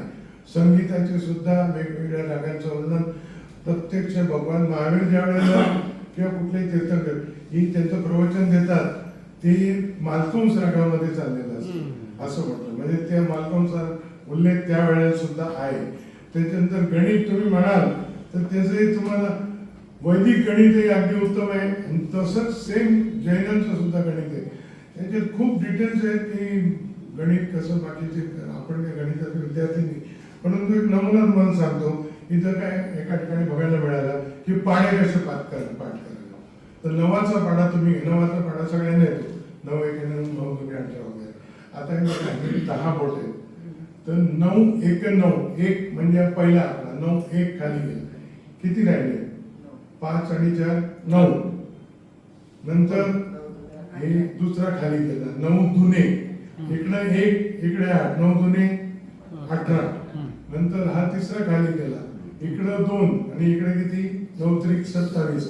असं हे पाढे कसे करावेत असं वर्णन सगळं याच्यात बघायला मिळतं. आणि वैदिक गणितामध्ये सुद्धा मिळतं. हे जैनांमध्ये ते कॉमन आहेत काही गोष्टी त्या. त्याच्यानंतर वास्तुशास्त्र आजकाल म्हणजे पाहतो बरंच चालतं किंवा धंदे करतात लोक, त्याचंही वर्णन बघायला मिळतं. नंतर साहित्याचे जे प्रकार आहेत ना तुम्हाला वाटेल ललित साहित्य आपण ऐकून आहोत. दुसरे चंपू म्हणून एक साहित्य आहे. ते चंपू साहित्य सुद्धा तुम्हाला वर्णन याच्यामध्ये बघायला मिळेल. त्याच्यानंतर पुढे जाल तर रोमॅन्टिक म्हणजे अक्षरशः तुम्हाला सांगतो काय की याच्यामध्ये असं वर्णन आहे की ते श्लोक तुमच्यासमोर बोलू शकत नाही असे इतके म्हणजे शृंगार रस सुद्धा त्यांनी वापर केलेला आहे. म्हणजे अगदी सभ्यपणाच्या मर्यादा सांभाळून मी तुम्हाला एक उदाहरण देतो. हे जो पहिला जो श्लोक म्हटला तो ज्ञानसार, त्याच्यामध्ये एक श्लोक आहे. त्या श्लोकाचं मराठी भाषांतर त्यांनी केलं, आमच्या आजोबांनी नानांनी केलेलं आहे, ते वाचलं. तर त्याच्यामुळे त्याच्यात कसं सांगतं तो ज्ञानाष्टक म्हणून 8 श्लोक आहेत. तर आपण स्वतः अभ्यास केल्याशिवाय किंवा पाण्यात पडल्याशिवाय पोहता येत नाही. तर लग्न करून ती सखी जाते आणि नवऱ्याला भेटते, पण त्यांचं ते हनीमून वगैरे होतं आणि ती मैत्रीण ती माहेरी आल्यानंतर तिला व्हायचं काय अनुभव होता. तर ती काय म्हणते, तू लग्न कर तेव्हाच तुला कळेल, त्याशिवाय ते कळायचं नाही, तेव्हा वाटेला गेलं. तशी वर्णने याच्यात शृंगार रस वापरलेला आहे. म्हणजे तुम्ही ते वाचा, अभ्यास करा, म्हणजे ज्ञानात काय आनंद तुम्हाला तो मिळेल. त्या असे शृंगार रस सुद्धा त्यांनी वापरलेला आहे. नंतर पेंटिंग आहे, स्कल्पचर. आज जैन मंदिर तुम्ही सगळ्यात बेस्ट बघाल तर ते माउंट आबूला वगैरे म्हणजे कलाकृती त्या सगळ्या आहेत, ते बेस्ट तिकडे बघायला मिळतात. त्याच्यानंतर मंत्र तंत्र यंत्र त्याचा तर विचारू नका, म्हणजे महापूर आहे अगदी, ते सगळ्या याच्यात असतो. तसं हे जैनांमध्येही आहे. नंतर जैनांची वेगवेगळी जे फेस्टिवल्स असतात तर वैदिक आपल्या पाहतो याच्यामध्ये ते फक्त पूजा करणे. जैनांचं एकही फेस्टिवल असं नाही की दुसरं, एकच कारण असतं मोक्षप्राप्तीसाठी जे शक्य असेल ते करायचं. तोच फक्त तो सण साजरा असतो. हाऊस मौज मजा करण्यासाठी एकही सण नाही. म्हणजे festivals all are leading to मोक्षप्राप्ती, म्हणजे तेच. त्याच्यानंतर पॉलिटिक्स ते तर आहे. चंद्रगुप्त मौर्य सुद्धा जैन झाले, ते दिगंबर जैन झाले, पण ते शेवटी त्यांनी जैन धर्म स्वीकारला. नंतर त्यांची नातवानी परत बौद्ध वगैरे, ते नंतर अशोक वगैरे ही परंपरा. कला वेगळ्या वेगळ्या आहेत, संगीत पासून आर्ट पासून ते वर्णन आलेलंच आहे. त्याच्यानंतर शब्दार्थ तर माझ्याकडे स्वतःकडे आहे. अजून काय काय फिजिक्स केमिस्ट्री ही किती असू शकते याचं एक दाखला म्हणून एक पुस्तक आलेलं आहे, तो दाखवतो. ही अशी बरीच माझ्याकडे 4-5 वाचून झाले. Jainism on modern issues. यामध्ये फिजिक्स आणि केमिस्ट्री कशी असेल तर न्यूटन आणि आईन्स्टाईन यांचे सिद्धांत समोर ठेवून त्याचं वर्णन जैनांच्या ग्रंथांमध्ये कुठे कसं आहे हे त्यांनी दाखवलेलं आहे. त्याच्यानंतर काही काही वर्णन अशी आहेत की ज्याच्यामध्ये आज ब्लॅक होल्स वगैरे जे म्हणतात सापडतात त्याचे सुद्धा वर्णन त्याच्यात आहे. आणि आईन्स्टाईनच्या सिद्धांताला मर्यादा सुद्धा आहे त्यांनी सांगितलेलं आणि आताचे शास्त्रज्ञ ते मान्य करतात. म्हणजे असा फिजिक्स केमिस्ट्रीचा सुद्धा याच्यामध्ये अभ्यास आपल्याला बघायला मिळतो. नंतर नॅनो टेक्नॉलॉजी की आज आली तिचं सुद्धा वर्णन त्याच्यामध्ये. नॅनो टेक्नॉलॉजी शब्द नाही पण सूक्ष्म गोष्टीचं वर्णन करण्याची वेळ नाही ते सुद्धा त्याचं आहे.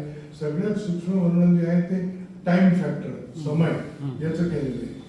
त्याच्यानंतर आता थोडक्यात आता आठवत आलं ते कालचक्रामध्ये जे सांगितलं हे तुम्हाला सांगितलं की स्मॉलेस्ट युनिट ऑफ टाइम क्षण झालं म्हणतो.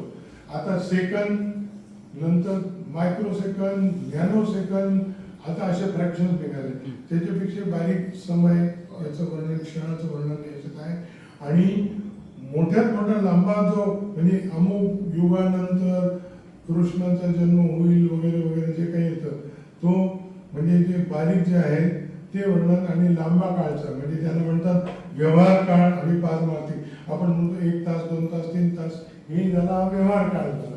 आणि नंतर आमच्या जे लोकांची मान्यता अशी आहे की पुढचे जे 24 तीर्थंकर होतील त्याच्यामध्ये रावण आणि श्रीकृष्ण हे जैन तीर्थंकर होणार आहेत असं वर्णन. म्हणजे त्याला म्हणतात तो पारमार्थिक काळ म्हणजे अब्जावधी वर्षानंतर असं ते काळाचं वर्णन सुद्धा त्याच्यामध्ये आहे. आणि मोस्ट इम्पॉर्टंट म्हणजे जो जैनांनी म्हणजे महावीरांनी लोकांना विचार केलेला आहे तो अनेकांतवादाचा. अनेकांतवाद जर शिकलात आणि समजून घेतलात आचरणात आणला तर हे युद्ध वगैरे एवढी करायची गरजच राहणार नाही. त्या अनेकांतवादामध्ये आहे लयवाद आणि स्यादवाद याचं वर्णन केलं तर सगळ्या कंटाळून झालं तुम्ही पण आहे त्याचं थोडक्यात सांगायचं म्हणजे आता डॉक्टर आहेत समोर 2-3 तुम्हाला जर प्रश्न विचारला आता ते स्यादवाद का सांगतो लयवाद वेगळं स्यादवाद. स्यादवाद म्हणजे 7 त्याच्यात शक्यता दिलेल्या आहेत आणि त्या कशा आहेत तर तुम्हाला विचारलं बाबा तुमच्याकडे पेशंट ऍडमिट आहे कसं आहे तुम्ही म्हणत चांगलं आहे ही इज फाईन म्हणजे काय झालं पॉझिटिव्ह विचार झाला सॅड असती. दुसरा पेशंटला तुम्हाला विचारणार नाही बाबा त्याला काही बरं नाही आहे निगेटिव्ह झालं सॅड नास्ती. तिसऱ्याला विचारायला आला कसं आहे माझा पेशंट तुम्ही द्यायला काही सांगताय की आय एम नॉट शुअर सॅड अव्यक्तम. सॅड असती सॅड नास्ती सॅड अव्यक्तम म्हणजे पॉझिटिव्ह निगेटिव्ह आणि अनसर्टन. आणि याचंच कॉम्बिनेशन करून परत पुढे 3 वरून आकडे 7 वरून देता येतो. त्या तपशिलात मी जात नाही कंटाळून जातो तुम्ही. म्हणजे सॅड असती नास्ती अस्ति अव्यक्तम नास्ति अव्यक्तम अस्ति नास्ति अव्यक्तम ही पुस्तकात तुम्हाला दिलेले आहेत त्याच्यात आहे ते तीर्थंकराच्या दिशणामध्ये. हे वेगवेगळे सण तुम्हाला म्हटलं ते आहे. नंतर ते पंचांगमध्ये तिथीमध्ये काय खावं आणि कुठल्या तिथीला काय खाऊ नये याचंही वर्णन बरंच असतं ते आहे. ड्युटीज ऑफ श्रावक म्हणजे मी जैन श्रावक आहे तर माझी कर्तव्य काय आहे ते या कर्तव्यामध्ये आहे. बघा तुम्ही बघा हे दैनिक कर्तव्य आहे म्हणजे रोजचं कर्तव्य आहे. नंतर पाक्षिक म्हणजे 15वाड्यातनं करता होते आणि पर्व दिन म्हणजे ज्या दिवशी पंचमी अष्टमी चतुर्दशी किंवा पौर्णिमा असेल त्या दिवशी काय करावं किंवा काय करू नये त्याला पर्वचर्या म्हणतात. नंतर 4 म्हणजे चातुर्मासात चालू आहे तर 4 महिन्यातनं कुठली कर्तव्य आहेत ती सांगितलेली आहे. त्याच्यानंतर दरवर्षी निदान एकदा तरी करावं अशी काय कर्तव्य म्हणजे तीर्थयात्रा वगैरे. आणि जीवन कर्तव्य म्हणजे जीवनात एकदा तरी करावं म्हणजे जे मंदिर बांधावं वगैरे किंवा कोणाला तीर्थयात्रेला न्यावं अशी सगळी दैनिक पासून तर जीवनापर्यंत कर्तव्य आहे. दैनिक कर्तव्यामधला अगदी रोजच्या ह्याच्यातले म्हणून तुम्हाला सांगतो त्याच्यात एक साधा एक छोटासा श्लोक आहे.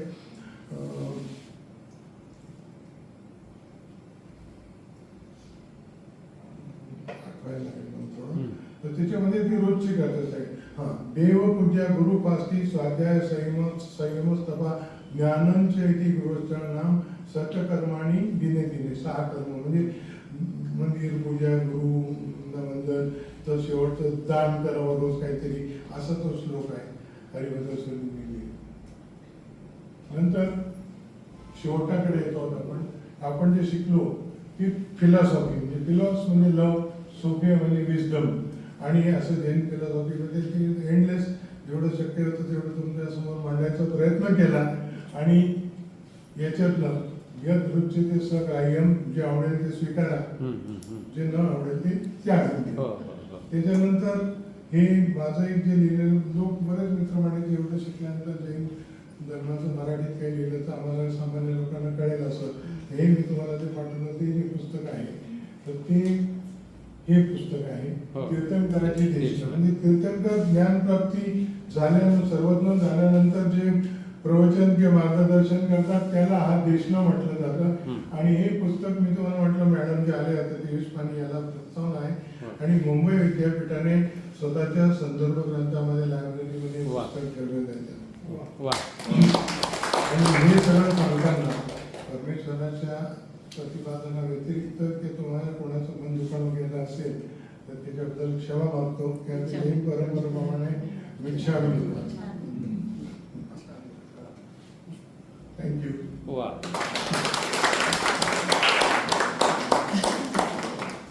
लाईट लावून सगळे लाईट लावून टाकूया.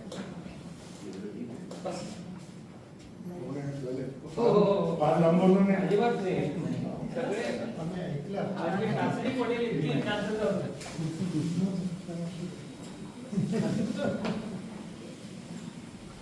हे पुस्तक इथे घेऊन देतो. 2 आहेत, ज्याला जे आवडेल ते घ्या.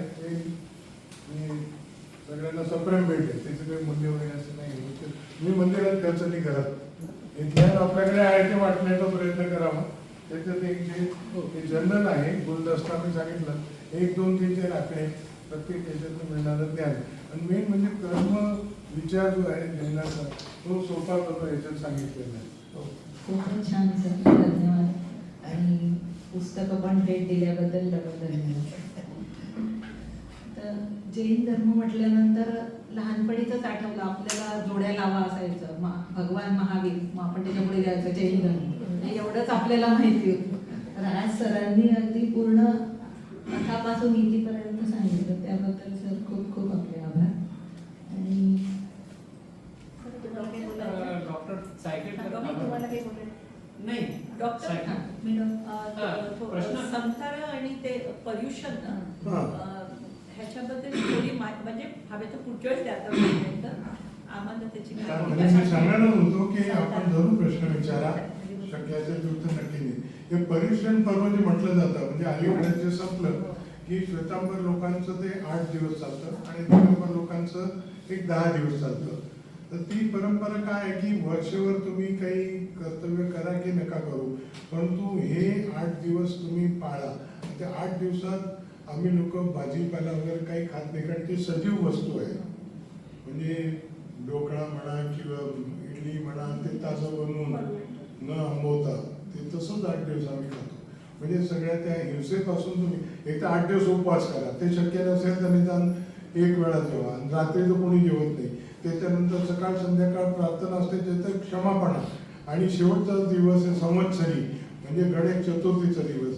त्या दिवशी सगळे समाजातले लोक एकत्र येऊन क्षमापणा करतात. एकमेकांना चुकलं मागलं असेल आणि आपल्यापेक्षा जो मोठा आहे वयाने, मग आमच्या घरात नोकर वॉचमन ड्रायव्हर असला तरी त्याच्या मी पाया पडून क्षमा मागतो. म्हणजे संपूर्ण एकदम मनात सगळं जात नाही, पण त्या क्षणापर्यंत तरी तुम्ही नमतं घेता. आणि तसंच हे दिगंबर लोकांची ती पण परंपरा आहे आणि ते चालतं. आता संधारा नावाचा जो एक विषय आहे तो जैनांमध्ये आहे.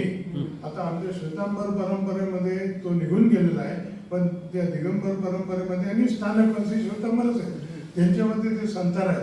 ज्या वेळेला आपल्याला कळतं की आता मी नक्की मरणार आणि जगण्याचे सगळे मार्ग संपलेले आहेत, त्यावेळेला सगळे ते नियम स्वीकारतात. मग काही लोक काय करतात, संपूर्ण अन्न पाण्याचा त्याग करतात, बरोबर. मग काही फक्त पाण्याचा त्याग, म्हणजे काही अन्नाचा, असं करत करत मग शेवटी काहीच न करता फक्त परमेश्वराचं नाव घेत घेत घेत जगाचा निरोप घ्यावा. आणि आज सुद्धा तसं करणारे लोक आहे. रोज आहेत, रोज बघायला मिळतात. म्हणजे एवढं मन घट्ट करतात, त्यांना दिसतंच आहे. ते सांगतात की मला बाकी हॉस्पिटलमध्ये नेऊ नका, फक्त धर्म काय असेल तो ऐकवा. आणि बरेच लोक सांगतात अवयव दान करा, ऑर्गन डोनेशन. आमच्या वडिलांना वडिलांनी घेतलं. 86 वर्ष वय झालं होतं. हम्म. त्यांना काही आजार कुठलेच नव्हते, म्हणजे हार्ट, किडनी, लिव्हर वगैरे काही नाही. फक्त त्यांची हाडं ठिसूळ झाली अच्छा. आणि ते ऑस्टिओमॅलेशिया वगैरे होऊन ते सगळे फ्रॅक्चर व्हायला लागले. हम्म. त्यामुळे ते अतिशय कंटाळले होते जीवनात. हम्म. मग आता काय करावं, हा. तर म्हणून त्यांना ही माहिती मिळाली की तुमच्या जैन धर्मामध्ये अशी संसाराची प्रक्रिया आहे, पण आता याची शास्त्रीय माहिती कुठून मिळणार. मग विजूभाऊ राठोड नावाचे आमचे एक रोटेरियन होते, हिरालाल गल्लीत राहायचे. विजूभाऊंना मग मी विनंती केली की तुम्ही मला सांगा, वडिलांना भेटा. मग विजूभाऊ घरी आले, त्यांनी ती पुस्तकं आणली सगळी. आणि मग वडिलांनी त्या मार्गदर्शनाप्रमाणे त्यांनी खरोखर, आता ते जैन नव्हते परंतु ते त्या पद्धतीने ते गेले. सावरकरांचं उदाहरण तर आहेच ना. आणि नंतर मग तरी एक 15-20 दिवसामध्ये मग त्यांनी जगाचा निरोप घेतला. म्हणजे सगळा मोह काढून घ्यायचा. हो, हो. याच्यातलं उदाहरण आता आपल्या भारतीय परंपरा तर सगळ्यांना माहिती आहे. आता एक तुम्हाला इतिहासाचं उदाहरण सांगतो. अलेक्झांडर द ग्रेट, मुकद्दर का सिकंदर, तो ज्यावेळेला भारतात आला आणि कुठपर्यंत आला की आता जो पंजाब पाकिस्तानात गेले तिथपर्यंत आला. बरोबर. आणि सिकंदर आणि पौरस्त्य की लढाई, तर त्याच्यात सिकंदर जिंकला, परंतु त्याचं इतकं नुकसान झालं की इतके लोक त्याचे मेले, सगळे शस्त्र नष्ट झाली, त्याच्या लोकांनी बंड केलं. त्यामुळे तो इथून मग तो परत गेला. तो कुठल्या मार्गाने गेला सगळं युट्यूबवर तुम्हाला बघायला मिळतं. तर ज्या वेळेला तो इथं होता त्याने भारतातली काय काय आश्चर्य असतील त्याच्यात एक त्याच्या कानावर आलं की जैन साधू असं जीवन जगतात, कसं काय शक्य आहे म्हणून. तर त्याने एक विनंती केली की माझ्या सोबत कोणी जैन साधू येईल का. ते एक साधू त्यावेळेला तो ज्या वेळेला आला, दिगंबर श्वेतांबर हा भेदच नव्हता, सगळे साधू दिगंबरच होते. कारण नंतर आम्ही श्वेतांबर बनलो. तर एक साधू त्यांच्या सोबत गेले, कल्याण मुनी त्यांचं नाव होतं. आणि ते गेल्यानंतर काय तुम्ही का असं करता, म्हणे आम्ही हे असं करतो, सगळं सोडून दिलंय, कपडे पण सोडून दिले, कारण सोबत काहीच येणार नाही. तो म्हणे असं कसं काय, मी एवढं जग जिंकलं आणि माझ्याकडे आज एवढी संपत्ती, एवढे घोडे एवढे असतील, अरे पण तू सोबत कसं काय नेणार. नाही म्हणे माझ्याकडे खूप चांगले चांगले वैद्य आहे, मी भरपूर वर्ष जगणार वगैरे असं तसं.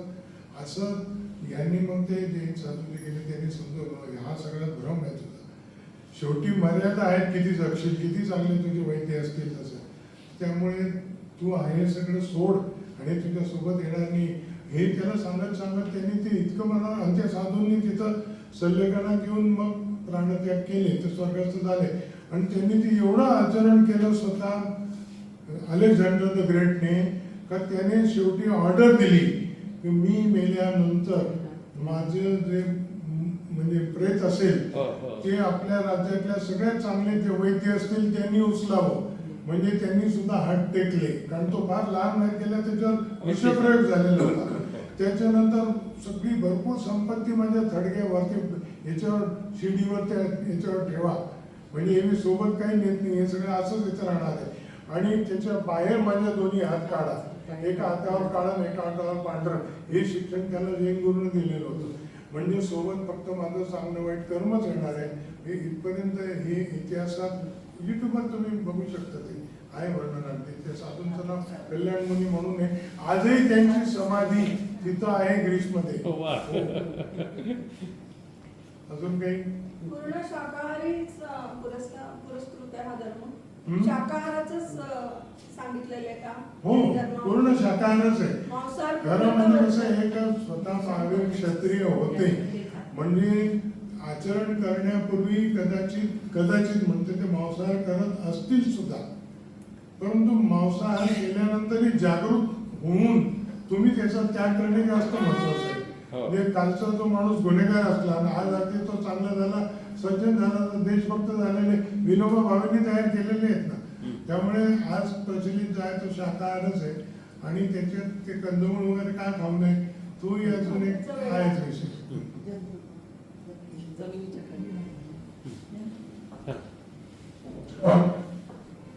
माननीय अध्यक्ष, सेक्रेटरी, आजचे प्रमुख वक्ते डॉक्टर विक्रम शहा, उपस्थित बंधू भगिनींनो, वेळ बराच झालेला आहे.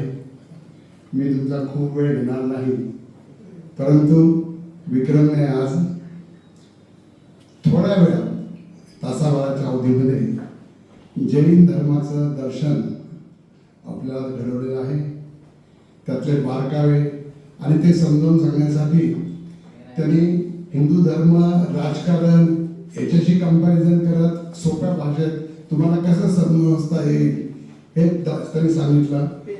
हे असताना सुद्धा सगळे लोक अतिशांततेने ऐकलं आणि सगळ्या आज त्यांनी जे जैन दर्शन दिलेलं आहे त्याचा नक्कीच ते लाभ घेतील. शेवटी त्यांनी सांगितलं होतं की जे चांगलं आहे ते घ्या, जे वाईट असेल ते सोडून द्या. त्याप्रमाणेच तुम्हाला जे आवडलं ते तुम्ही ग्रहण करा, बाकीचं सोडून द्या. आभारी आहोत सगळ्यांजण.